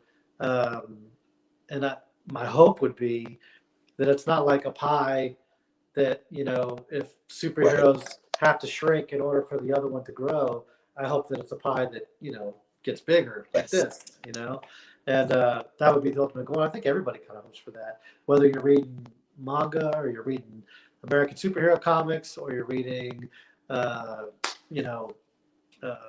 Image books, or you're reading Umbrella Academy, or my hope would be that it grows outward and there's more of it for everybody, and it's not the snake eating itself. That is an awesome answer. I just want to say, because I always, I talk on my channel all the time about the negativity in this hobby. There's so many people that say, nobody reads comic books anymore. It's just, it's dying out. And it's just every time that, to get people in this industry like yourself that are sitting there continually, reinventing characters, creating fresh stories. And then we see these books sell. Jeff and I do our weekly top 10, and we see these independent companies like Scout and Boom having so much success week after week. People are reading comics, and it is something that I feel is extremely healthy right now. I really appreciate what you just had to say there, because I think those words, I really hope everyone listening can really pay attention and say, yes, there's so much room for growth. And I think it's all around a great time to be alive. We have people like yourself to thank for continuing to progress this hobby into the future. Mostly me, you can thank, but I mean, I guess you can thank. Oh, absolutely, it is you. And that ends Rob's interview, and we are going to move on now. But no, we appreciate, honestly, that was an amazing interview. Really excited about all your projects. Really, and just amazing about your story personally and about what you've already accomplished in your career. And again, I'm so excited to see all of the things you have coming down the line. But the show is not over, everybody. Right now, Rob, we do a segment that's called the Cosmic Minute. Tom Tormey, he produces a segment for us each and every week. It's called the Cosmic Minute. He has a channel called Cosmic Comic History, and each day he gives a juicy nugget of comic book history. And during our show in the week, he kind of expands that into a minute. And this is Superman related, so I'm pretty sure, in honor of you, he produced this week for you. I'm incredibly honored.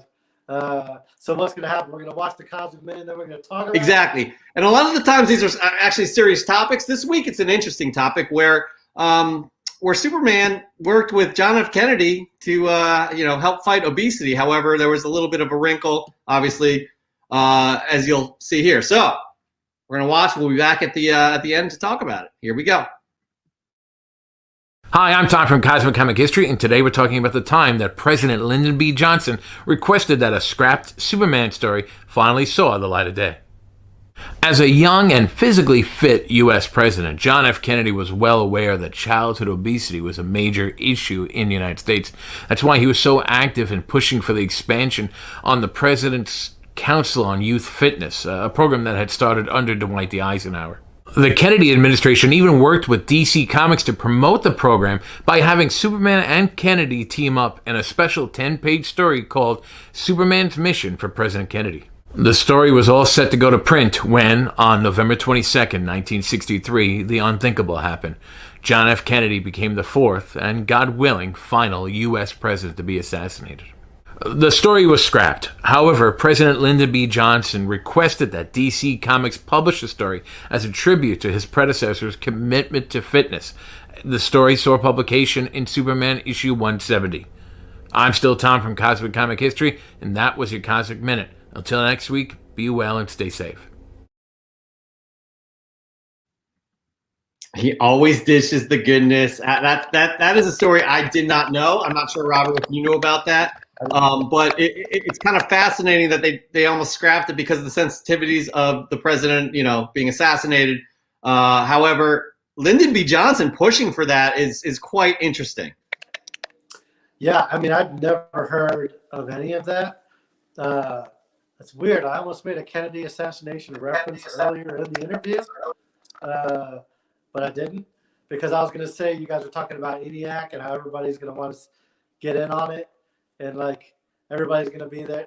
There's going to come a time when you're never going to meet somebody that says they weren't in line on the day the bad idea started and got the first book. Just like everybody says that they were there when something happened. Everybody was at Woodstock, right? Woodstock had 400 million people at it because everybody's parents were at Woodstock. But yeah, no, I did not know that piece of history at all. And again, that's more, like the Muhammad Ali Superman thing. You know what I'm saying? Like, I've only learned about that sort of recently, but it is fascinating. I do think that comic books has an ability, maybe more so than other mediums, to really kind of tap in and propel things in society and to serve as a sort of commentary in a way that other things don't, And I certainly saw a lot of that when I was at Top Shelf with independent press publishing. And if you go back to the 60s, and you look at what, some of the, underground cartoonists were doing back then and the way they were pushing forward conversations. And, you look at Hard Traveling Heroes or, things like stories like that, some of the EC stuff and the really, forward-thinking science fiction books that they were able to put out,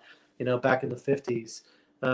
It really speaks to the power of the medium that you would even have a conversation about Lyndon B. Johnson, working to put a comic book out there. You know what I mean? It's something that's really cool. And to go back to what Chris was saying earlier, I think that's part of what I was saying, like the proof that this medium at this point is ingrained in us, and I don't see that going anywhere because it's part of our national identity. It may take on other forms and different kinds of stories and those kinds of things. But you look at something like the March comic book, graphic novel series that won the National Book Award a few years ago. That was a book published by Top Shelf. That whole project came about because there was originally a civil rights era Martin Luther King Jr. comic book that Congressman John Lewis remembered reading. And, that was a part of the civil rights movement and inspired him to do a graphic novel series about his own efforts in the civil rights movement. And Stacey Abrams had a comic book biography that was published about her here in Georgia when she ran for governor a couple of years ago. I mean, this is just our national conversation, Absolutely. Yeah, it definitely, having comic books so ingrained in our history, pop culture, all those things, it's kind of an easy fit to do that. Some people may see it as a political agenda at times, but I mean, it's just really cool to see. So, I mean, that's obviously something as innocent as fighting obesity, having our children healthy. You know what I mean? So having that intertwined into one thing, it just shows when things work well together. It actually, again, this issue right here was the first issue that didn't have the Comics Code Authority because the government asked Stan Lee to make a story about drugs and an anti-drug story. So it's just cool. Those little tidbits of kind of like history, which is what Tom is amazing at. It's just I love hearing about it, and I'm glad you got to experience that story with us, specifically being Superman, your favorite hero. But here we are right now again, and we have a new segment. I'm going to put you on mute again because we get that clicking sound. Apologize for the audio issues, everybody. I blame myself. So if you want to throw a virtual tomato at my face. Yeah, we do. Fresh from the comic shop. This right here is where everybody gets to participate. We all look forward to each and every week getting those new issues, whether it be on Wednesday, whether it be in your mail, what have you. It is fresh from the comic shop. Fly from the pressing salon. Not sure if you're a DJ Jazzy Jeff and Fresh Prince fan, but that is a play off of Summertime, the old 1990 hit, I guess, 30 years ago. What?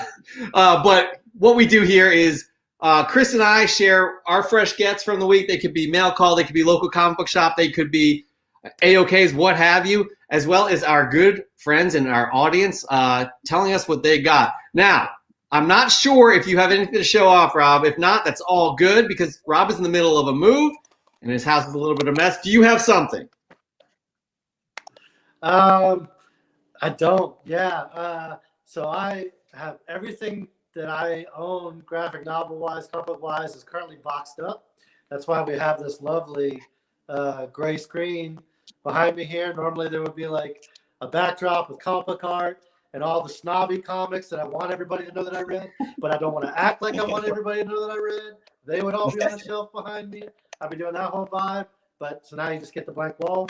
But I'm happy to listen to what you guys got, All good. Chris and I are going to share one book each, and then, but at the same time, we're going to share what you guys shared with us. And we're going to start right here, actually, with our audience. We got Comic Noob, and we all know. Rob, have you been watching WandaVision? I have not. I've watched Mandalorian. I have not watched WandaVision. I am actually, Rogue One is my favorite of all the Star Wars films that have come out since Return of the Jedi. Rogue One is my favorite one. So I'm excited about the Andor series, but I have not caught WandaVision yet. Which the good news is I don't need to, because on Twitter I already know everything that happened. So, okay, fair. All right, so this won't spoil anything for you because it's basically WandaVision. But Comic Noob, West Coast Avengers 45. This book is hot. Chris, I think it's going for what, $160 these days, average sales. I mean, that's looking like a nice minty fresh copy. I mean, you'd be able to find these a dime a dozen 6 months ago. I'll tell you what though, and Rob mentioned this, I'm a diehard John Byrne fan. I am so excited that his West Coast Avengers run is getting some love, and I'm very happy that Comic Noob got his hands on that really hot issue. I'm not sure if you saw that. Go ahead. Can I ask a question? You're allowed. Why were there West Coast Avengers? Like, could they not get there from the East Coast? Like, are they stuck in traffic? Like, why did there have to be a West Coast Avengers? All fair questions.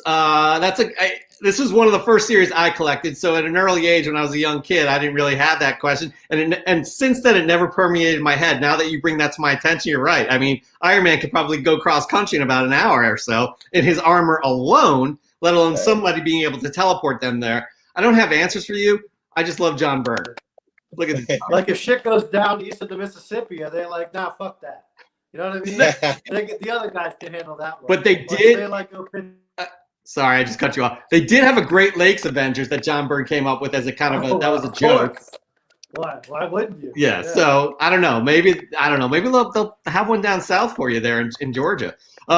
It's a good possibility. Yeah. Chris, we have Crockett and Tubbs. What's that? I said we have Crockett and Tubbs. We don't need the Avengers. You know what I'm Talking saying? to Florida, yeah, Miami definitely. Vice. Oh God, now you have the Miami Vice theme song in my head. Uh, Is it Hans Zimmer? Yeah, I think so. Chris, what do you got for us? well, man, I had a nice stack of some awesome books. I had to show off this one though because it's Jeff in my own. It's our favorite character, and this is a book. It's my Grail run, and this is a book that has been getting hot. It's not really key. It's just it's becoming a key simply because of the team up and the mashup, and that's Amazing Spider-Man 119 featuring the Hulk, and it's in a nice, really nice looking fine plus condition. This book has been getting hot, and I went to my favorite shop, A1 Comics, and got it for $19 in a really nice conservative fine plus grade. These books, 119 and 120, are a two-part with the crossover with Hulk. And I'm telling you, these books, especially in higher grade, they've been going, or like, probably from the fine to very fine. I mean, they've been pushing $100. So to find one for $19, very happy. Like I said, this is my Grail run. I have basically every book from 102 to 440 something whenever the run ends. And this was one of the only ones that I was missing from the Bronze Age. So very happy to have added That's this. a nice book. That run especially, like getting that for $19 seems like that's a really reasonable price there. Absolutely. I was I was blown away. I saw it in there and I'm like, people talk about how, where they go into their LCS and they start going through and it's funny because with A1, and I love A1, I know they wouldn't do this, but it's funny just to mention. They have their kind of bigger back issues behind the counter, right? So you got to ask for like the A, B, C box or whatever. So I'm like, can I get the A box? And I'm looking through and I see this and I'm like, $19. Taking it up to the counter. I'm like, you're not changing the price on it because $19. No, that's $50 now. Here you go. But I know A1 would never do that. But I was still in my like territorial, mind state when the moment I snatched this and like, Yeah, no, that's an amazing book. When I started working on Hawkman, I wanted to read everything there was of Hawkman, which is actually doable because he only had 270 some comics or whatever. But a lot of them were just the black and white. Marvel calls them essentials. The showcase volumes that DC puts out, right? It's just black and white reprints. So I actually went and assembled all but 2 issues of the Silver Age Hawkman run. I can't get number 4, which is Zatanna's first appearance. And there's one other one that I wasn't able to find. But because I wanted to see them in color. I wanted to see what these characters look like in color if I was going to be writing them. You know what I mean? And it was a really cool. That's the first time I ever went, and like you were saying, that your Grail run or whatever. It was the first time ever in my life that I've gone and tried to assemble a run of comics, And it was super fun. Like, digging through the boxes at conventions or going into a store.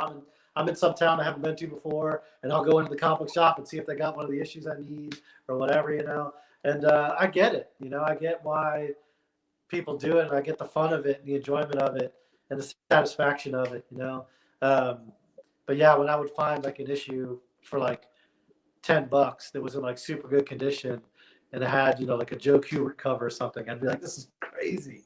I can't believe I just got this thing for $10, Well, it's Hawkman. Nobody really cares. So. You got to stop doing that because people do care about it. But it is so gratifying to find those books in the bins. And like, I'll tell you what, this sounds crazy, but I never took time to go digging through bins until the pandemic. Now I can find myself sitting 3 hours in a shop going through the dollar bins, and I don't know what it is, but I've had so much fun. I mean, I found dollar books that are $240. I think it's just that are worth $240, and people just missed it. Yeah, it's insane. Anyways, so actually, question about the Hawkman run. Rob, how long did it take you to assemble that? Well, I mean, I never got the whole thing, right? But I mean, I was still buying issues pretty deep into the run. just because at that point I just wanted them. You know what I mean? I didn't necessarily need them anymore. I just wanted to have the whole run. Like I say, I'm still missing 2. I'm missing number 4, and I think I'm missing number 7 or something. And I can't remember why I'm missing number 7. I don't think there's anything in it. It's not like anybody's first appearance or something like that. You know what I mean? Yeah, 4 is a challenge. Yeah, but that's the only, that and Astro City is the only thing that I have all the singles of, because Astro City is the very first comic book that I read that got me into reading comics. So, yeah. That's awesome. That's awesome. All right, I'm going to share one right here, right now. Again, I already mentioned this once in the show. I've mentioned it before in other shows, but John Byrne is one of my favorite artists. He's an artist that, like, early on in my collecting, I didn't realize that you had different artists working on different books. And when I started to realize and started being able to distinguish between artists, John Byrne it just hit me on the nose. I'm like, this guy is amazing. And I just wanted to get everything that he worked on. And he went from Marvel to DC working on a Superman run. I collected that Superman run just because I loved his artwork, and I love his writing too. But this is right here. This is Fantastic Four 209. It is the first issue of the Fantastic Four that John Byrne worked on. So I had to pick this up. I think I got this for like $6. Again, it's not like a spec book or anything like that, but it's definitely something that's like near and dear to my heart. And I'm going to start looking for more John Byrne kind of key issues because of it. Because I read this on Marvel Unlimited. It's John Byrne to a T, and it's his early works at Marvel, and I had to get it. So I'm pretty pumped that I got that one.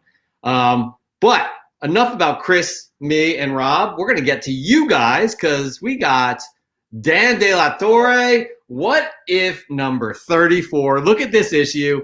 I don't know what it's about, but it's comedy. I mean, you can see the watcher in the top right or top left corner crying there. That is, I mean, that's a nice pickup there, Dan. Dan also picked up Tales to Astonish 101. I am not sure the significance on this, although it looks like to be signed, but it is a nice Silver Age book. All right, next up we got Union Josh Comics with Tales to Astonish number 28. Now, the significance of this book, everybody, is the first Moon Knight solo story. The first Moon Knight solo story. As we all know, we got Disney Plus. We got a Disney Plus Moon Knight series on the way. These books are going to get hot. You see these books, guys. They are at a reasonable price. I would snap them up, and by reasonable, anything under $30 would be absolutely worth your while. This one's great. These are great.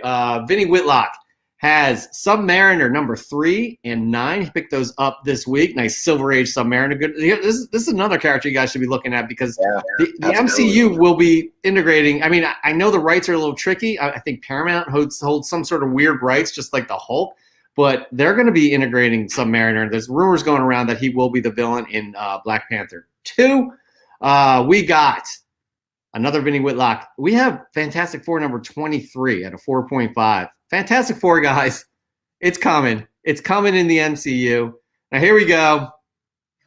To all you bad idea lovers out there, including myself, we have ENIAC number 1. B. Schnur, our good friend B. Schnur, probably drinking a Yingling lager right now. Wish I had one in my hand, but I cannot find them in my area right now. Usually I can.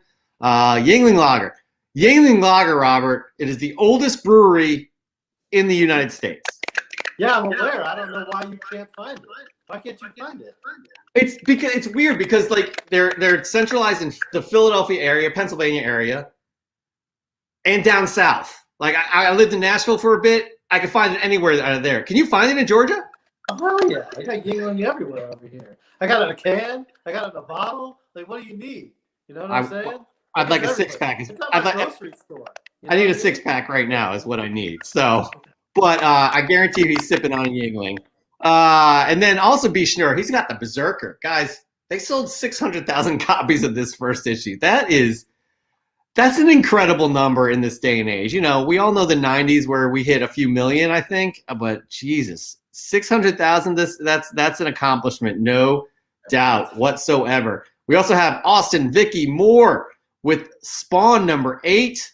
Can't tell, it's the top there. You have Spawn number 12, and you have Batman and Spawn crossover. That's some good stuff there.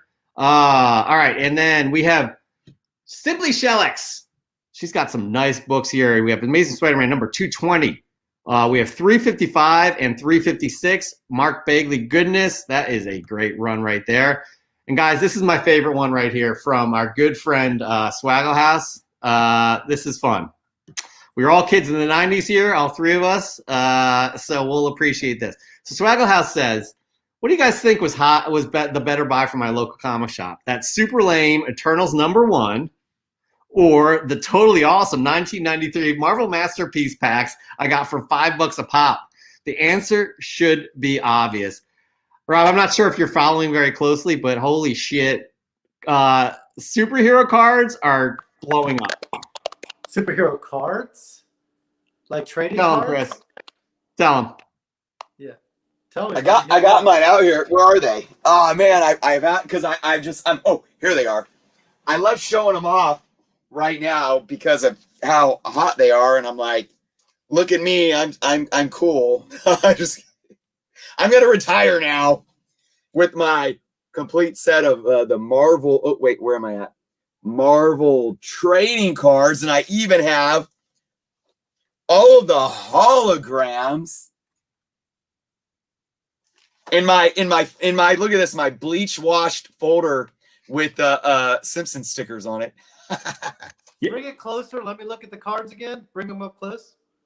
Yeah. Let's see. Let's go to. Oh, I love when they did this. When they did the MVC most valuable comic cards, and they took the covers of the key issues. That was cool.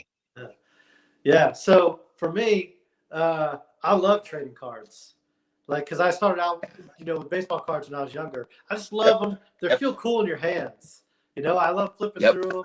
I love all that kind of stuff. And I didn't know that superhero cards were like a thing and they were making a comeback or something like that. I mean, dude, if somebody made trading cards out of some of my stuff, it'd blow my mind. Like, that would be like, that would freak me out. So I would love to have that. But, yeah, I'll have to keep an eye out for that. Because did DC ever do trading cards? Probably, yeah. Yep. Here's what's happening in the collectible markets in the pandemic. Things are blowing up, like in terms of the prices are going through the roof. So people are just scrambling for the next hottest thing. And these cards, all of a sudden, out of nowhere, because I don't know I can't give it, I saw somebody selling a set for $125, which I thought was on the low end. I've seen it reach thousands of dollars, right? Especially for the X-Force #1 Deadpool card. That thing is going for a ridiculous amount of money. I mean, X-Force, they made 6 million copies of X-Force. They produced 6 million copies. So that's what's happening with that. What about like the sketch cards that used to come in those things? Those are probably going for a pretty penny. Cards in those, I remember those, yeah. Do those sell too, or not really because it's just a sketch card, No, I would assume that those are going, like anything collectible right now. People are not going to the movies. People are not going out to dinner. People are not doing any of that stuff. So they're putting their money into this stuff that, rekindling things from the past. And it's just insane. It's insanity. Absolute insanity. But that is our Fresh from the Comic Shop. I'm glad you were able to participate in that, Rob. And right now, our final segment of the evening. I'm going to put you on mute. Apologies. Audio's my fault, everybody. Tomatoes to the face. This is our final segment of the night, which is the top 10 hottest comics of the week. That's right, the top 10 hottest comics of the week based off of Covrprice's data. This is real data, people. I did not mean to bring that image up. This is real data, people, not speculative. It's based off of the sales and all of the online sales and what is hot. And from there, Chris takes the 3 most interesting picks and dives into why he finds these books the most interesting out of that list. Now, this list comes out on a Monday. Our live show is on Friday, so we just dissect things a little bit further. So here we go. Rob, you ready? We're going to get into it. All right, here we go. I'm sorry, go ahead. Yeah. Are 9 of them Robert Venditti books? They are, right? It's a top 10 list of Robert Venditti. Yeah, that's what it is. Okay, perfect. Yeah, absolutely. You'll recognize these, please, I'm sure. Yeah. All of them. Yeah. All right, here we go, everybody.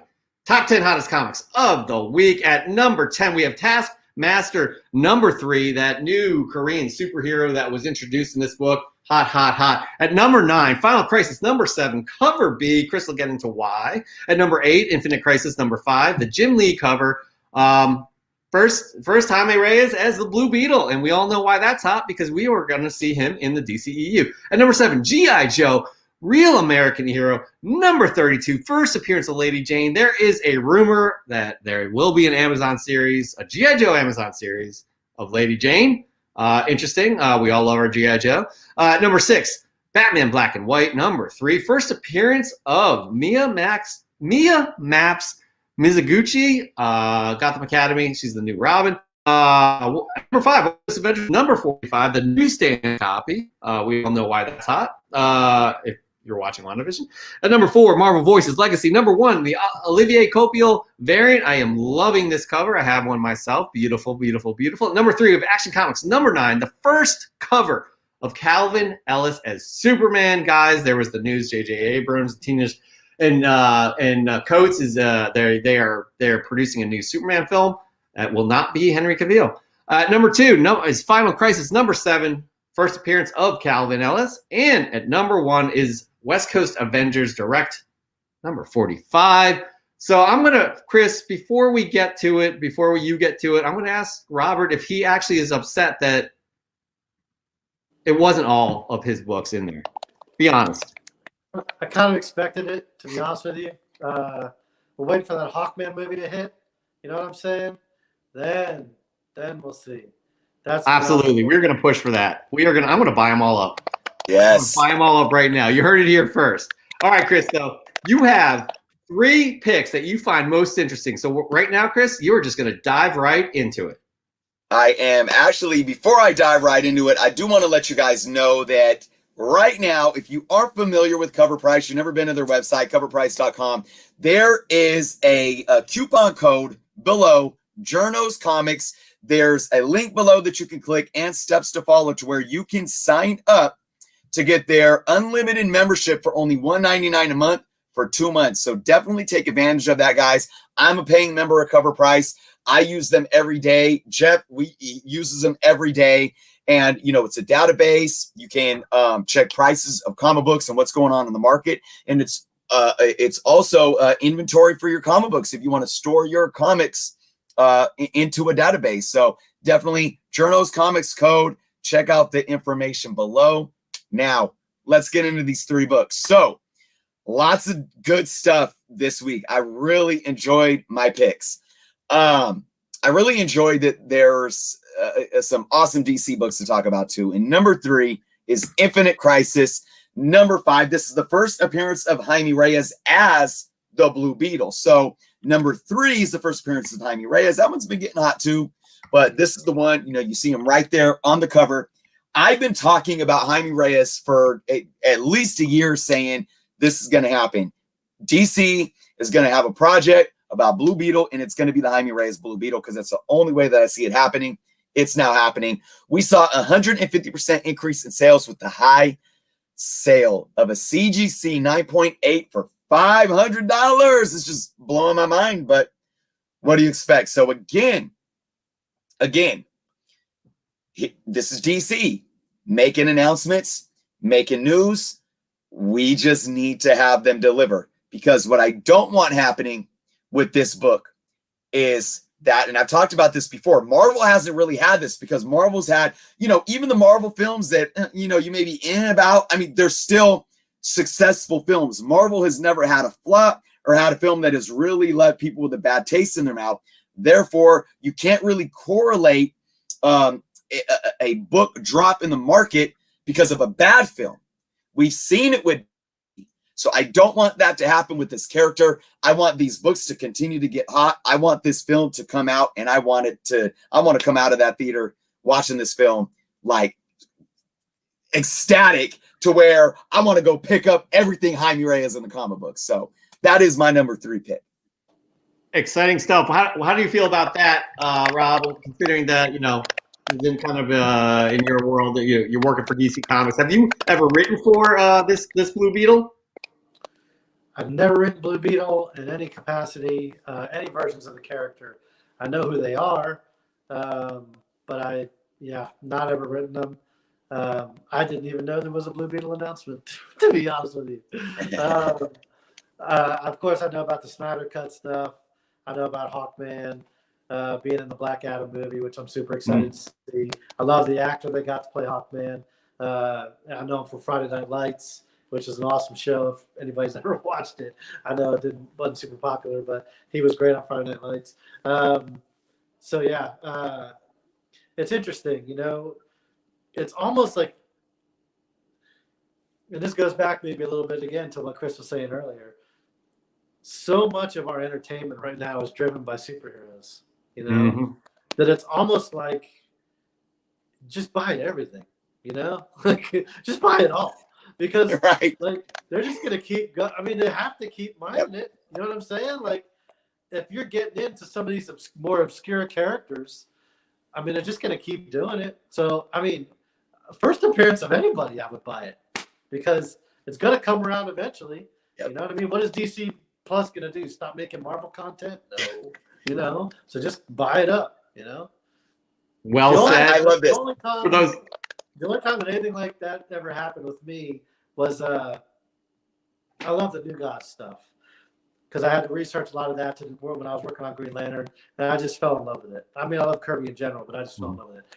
And so I was in the shop, and I found like a New Gods #1, I think 9.6 or something. It's the only slab book I ever bought in my life. I think I bought it for like $1.99 or something like that. And I was like, it's a 9.6, like it's crazy, right? And like 48 hours later, they announced that New Gods film. And I was like, oh shit, And I still have it, But that's the only time that anything like speculator-wise has happened with anything that I have, Ava DuVernay, that's going to be an awesome film. I'm excited for that one. Absolutely. And the thing with Jaime Reyes, we say this every time, like every week. This is going to be the first Latino superhero as the main character, which is outstanding, because Chris and I say this every week. Representation matters. Chris's kids are mixed, and he wants to have them be represented. My daughter is Latino. She's half Latina or quarter Latina, and I want her to be able to look at these characters and think she could do whatever she wants if she wants.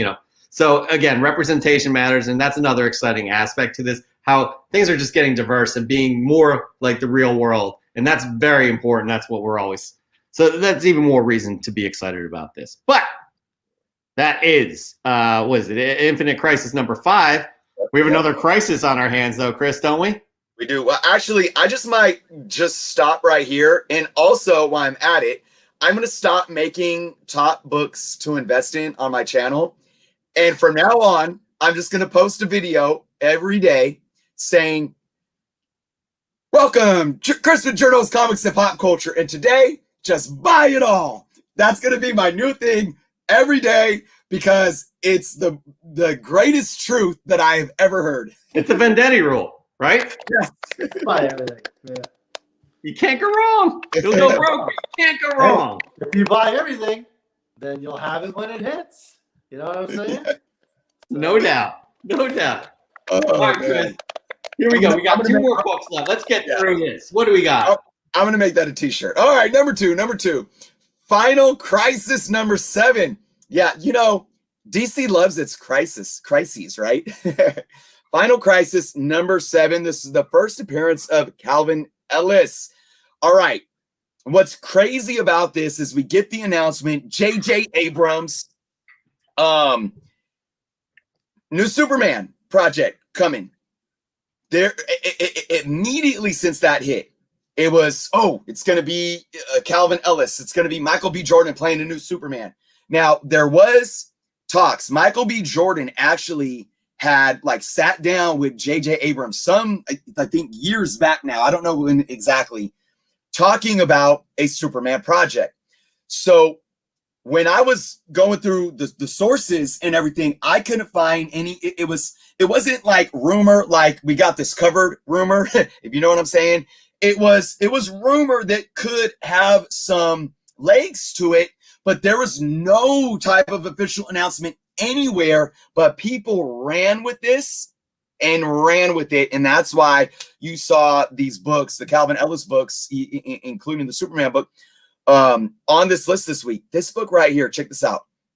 Cover A and cover A and B were on the list. Increased its sales 1,131%.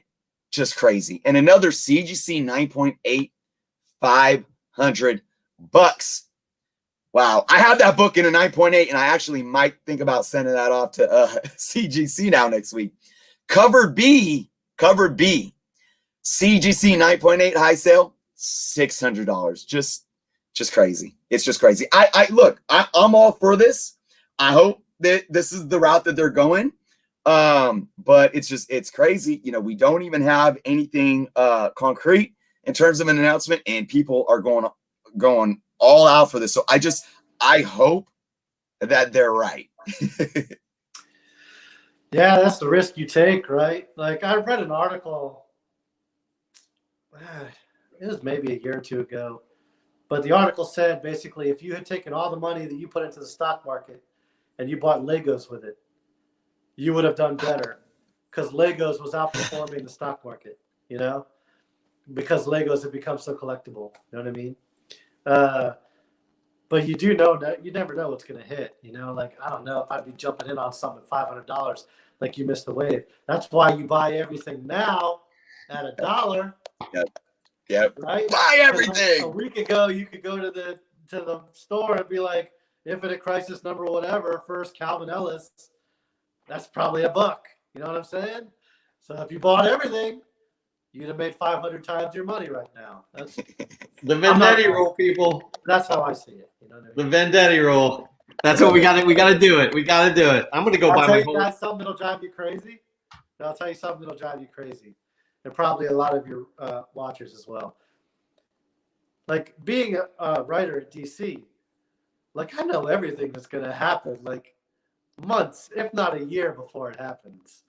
And I have never once gone and bought something up that I knew was going to happen, because it just feels like cheating. You know what I'm saying? It's like insider trading. You know what I mean? Like, it's not fair. I don't go do it. I could have bought up Tim Fox comics or whatever. You know what I'm saying?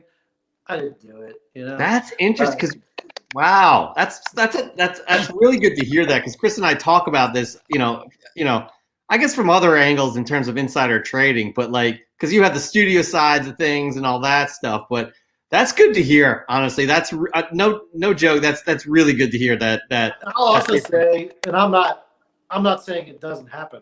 I would have no way to know, but I've never heard anybody say, "Oh yeah, man, I made a killing on such and such because I went to the writer's retreat and I knew this was going to happen, and so I bought them all up." I've never heard that conversation once, you know?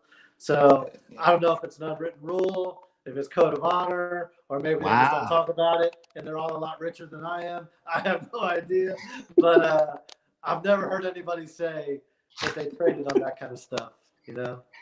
You just made me snort and laugh. That's seriously, that's amazing to hear, because that's something we don't normally think about either. I guess we do to an extent, but hearing it from a writer, from somebody on your level, that's not something you kind of even entertain. That's solid work, and we appreciate that as collectors too. So, but here's another book though that you could have got in if you did the Venditti rule. This is going to be our third book of the week. Here we go. Works every time, baby. Works every time. Here we go.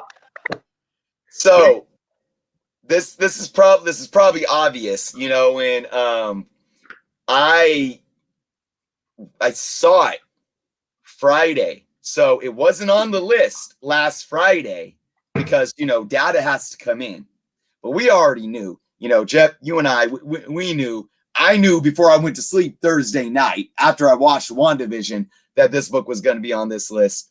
The newsstand and the direct. The direct was number 1 on the list, and this is number 1 on my list, and that's West Coast Avengers, number 45, the first appearance of the White Vision.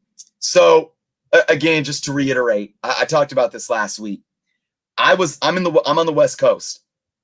I was watching this book. Jeff and I were talking about this a couple weeks prior, like, oh, you know, we could see White Vision show up. And I'm on my phone, you know, and I'm on the Mercari app looking at watching books. I'm watching some on eBay, and some people have them listed for 10, 20, $30. But the only ones that have sold are like, $10, $15. Thursday hits, and it's 9:45 my time. And I'm looking, and I'm seeing these books sold for like $30, $40. By the time it aired on the West Coast and it was 12:45, by the time that end credit scene hit, this book was pushing $100.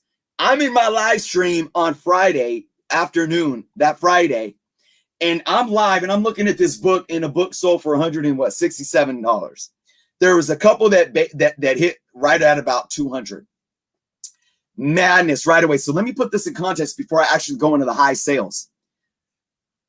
Think about this. This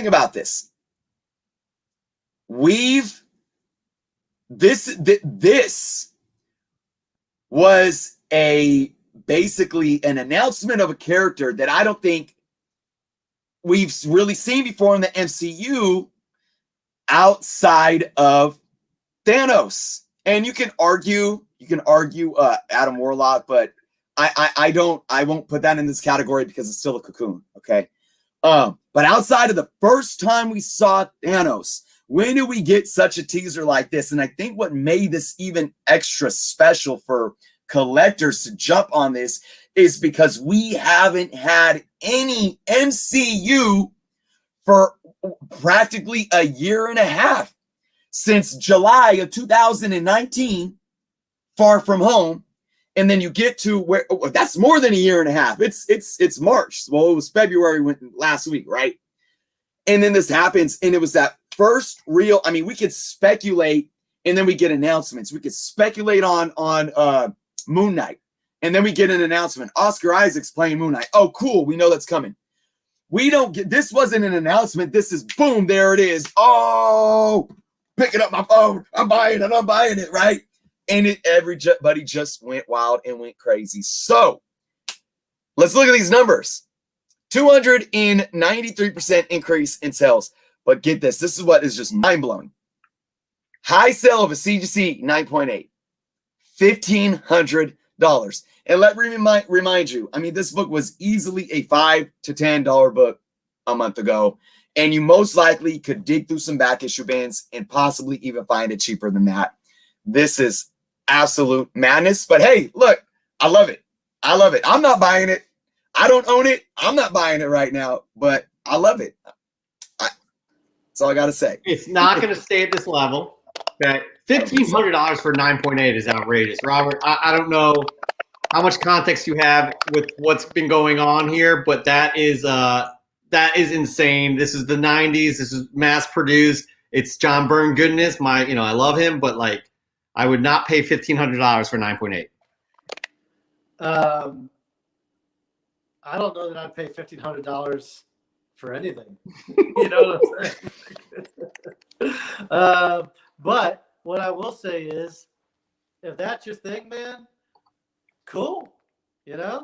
Like there's so much MCU content at this point that there are probably collectors who just collect their run is all the MCU content books. You know what I'm saying? Like that's how much film and TV and more coming down the pike that they're like, this is my run of everything in chronological order that Marvel's made movies out of or something. You know what I mean? Like it's like a whole other level of speculation probably.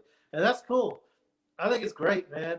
If that's what you like to do and that's your thing, I think part of the reason why I never got into it is where would I put it all? You know what I mean?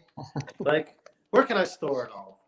In all honesty. And then at some point, it's like playing the lottery, right? Like I'll play the lottery once in a while when it's over $1 billion. Venditti doesn't roll out of bed for less than $1 billion. You know what I'm saying? But once in a while when it's over $1 billion, I'll go play. But I don't play like my kids' birthdays and my lucky number or whatever, because God forbid those ever hit and I didn't play, I'm going to kill myself. So I just go in and do a quick pick and just whatever they give me, I win, I lose, whatever, right? So I never did the speculation thing because if I bought it and sold it at $1,500 and then it was $10,000, I'd be like, oh man, and I don't want to live with the stress. You know what I'm saying? I just Totally. stay out of it. I stay out Yeah. of it. You know? But you buy low, you sell high, you win every time. But I mean, this is what Chris and I say. We're like, it's like, if you're looking for an investment, it's our advice not to pay $1,500 for a 9.8. But if you want that book and you think it's worth it for $1,500, go for it. Absolutely. Don't let us deter you from doing that. But if it was up to us, we wouldn't. That's how we frame it. Whatever makes you happy, and I always say you gotta accept the risk. You don't make a decision without knowing the risk that you're taking. So that's what it boils down to. Yeah, I think that's good advice. It's a good way of looking at it, and I respect the people. Like, do you guys both have independent things where you run your own sales and that kind of stuff? Are you guys those kind of guys who just collect, or? We're more collectors than anything. Yeah. Like, we don't have like. I'll throw some stuff on eBay every once in a while. Live sales that you're doing and stuff like that. No, we don't do that. I really respect the retailers and the sellers that have no emotional attachment to this stuff whatsoever. Mm-hmm. Right. Like, it's cool to see how good they are at their business and where they see opportunity and where they take it and when they capitalize it, and they don't ever look back. You know what I mean? I just don't think that I could run it that way. I think I'd always be looking back and wishing I'd done better. So I just stay out of it, you know? Yeah, I get emotionally attached to stuff. It's like, oh, I may flip this, and then it's in my hand. I'm like, I like this. I'm not going to get rid of it. I mean, and it goes to what you're saying too. I could use a lot more space where I am. I have 4,500 books. Chris has 17,000. Pushing 18 right now. I don't have all of them in my app, so I might be at 18. Jeez. I have, so the only thing, this is going to sound like the most egotistical thing in the world. The only full run of anything that I have is my own shit. Because, like, I bag, like, 3 copies of everything I've ever done, because I don't know if, like, my kids or my grandkids are going to want it one day. You know what I mean? So, I hear even you. that, though, just bagging and boarding 3 copies of my own stuff, it's like so much stuff that I don't have room for it anymore. Yeah. Because I've written 300 comics, so that's 1,000 comics, that I've got bagged and boarded in boxes, and it's still growing. And I'm just like, what am I going to do with all this stuff? Is anybody ever going to want it, really? But, Yeah. The Venditti rule. Yeah. The Venditti rule. That's right. That's right. And with that ends Fresh from the Comic Shop. Guys, it's been an absolute pleasure. It's been a long night. We really appreciate Robert being here with us and spending time and talking comics. Now, Robert, it's not done yet because there is actually one really good question in the audience here. Let me pull this up. Hold on one sec. I'm sorry. I am not good at this. Oh, gosh. Oh, here we go. Here we go. This is a pressure-filled question. Here we go. Because it better not be this answer. Okay, you ready? What's Robert's favorite baseball team? All right. So I get this question a lot. A lot of people accuse me of being a front runner because of this question. You got to go back to where I came from. I grew up in South Florida. When I grew up in South Florida, all we had was the Miami Dolphins. We had nothing else, right? The Marlins didn't come along until I was a freshman in high school. So it's the New York Yankees because we had spring training with the Yankees, and I would go down to Fort Lauderdale Yankee Stadium. I would watch all the spring training card games. Dude, I got everybody from like that late 80s era. I got everybody on a baseball. I got everybody on a card. I got everything. And so that was my team because that was as close to a home team that we had. The nearest baseball team to me was the Atlanta Braves, and that was National League. I ain't down with the National League. So I was a Yankees fan. Still am. Yeah. Okay. Well, I'm sorry to say, better not be the Yankees. If it's the Yankees, if it's the Yankees, the interview's over. Luckily, this is the end of the show. We can say the interview is over. Good night, everybody. Yeah, there's not a lot of happy people here.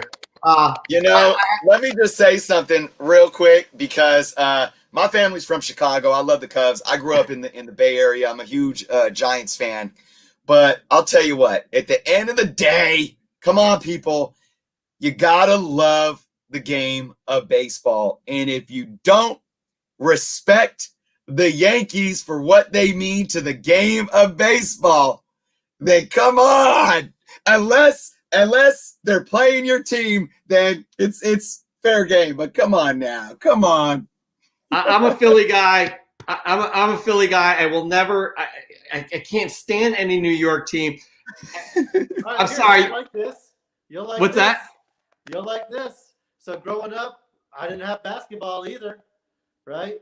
And basketball was my sport. I played basketball all through middle school and high school. I played point guard.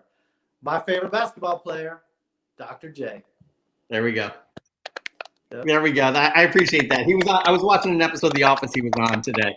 But I will say I'm still bitter. In 2009, the Yankees beat the Phils in the World Series, so I just can't stand New York teams, man. I'm sorry. I get it. It's fine. I'm I'm not mad at you about it. You know what I'm saying? I hate the San Francisco 49ers. Because when I was growing up, I'm a Dolphin, so I'm an AFC team, right? And every freaking year it was the 49ers. And I'm not saying they're terrible, right? They're obviously a good team. I still hate their guts. I still hate the Patriots. Oh, yeah. Yep. I'm not saying Tom Brady's a bad quarterback. I can still hate him. You know what I mean? Yep. So it's fine. It's fine. That's true. We are going completely off topic. We're going to end the show for tonight, though. Robert, we can't thank you enough for spending the time with us. You will be getting a Comic Book Canon host jacket if we ever produce them. You will absolutely. I'm sorry. What's that? I want to be number 6 for Dr. J. Okay, whatever number you want, you get VIP treatment all the way. But again, seriously, thank you so much. We wish you the best with Tankers. Wish you the best with Superman 78. We wish you the best with everything else you have going on. We are big fans, and we want to see you continue to grow and become, move around as an artist, grow as an artist, as you say you were, because we have full faith and we completely believe in you. And we're, again, super grateful that you have made it today on the show to talk about all these projects. We are very happy to you, the audience. Thank you so much for joining us each and every week. We will be back again next week. We're going to have another amazing show, amazing guests, and amazing things to talk about. Chris, what do you have to close out the show? Thank you all for being here. It's been a long week, a long show tonight. Thank you guys. But Robert, thank you so much for joining us. This is why me and Jeff do this, to be able to be here for us as fans, to get, folks like you that create the stuff that we love. And I hope I'm speaking for the audience as well, to be able to really sit down at this round table and get that inside look. We really appreciate and treasure this time that you've given to us tonight. No, I appreciate it, guys. It was a great time being on the show. I'm happy to come back whenever. After I get moved, I'll have my slick backdrop or whatever. It'll be super professional. And anything you guys ever need, man, just reach out. I'm always happy to come on. Absolutely. We'll say our goodbyes after the show once we cut the broadcast. But everybody, please be safe. Have a great week. And, we'll see you again next week. Until then, take care. Be safe.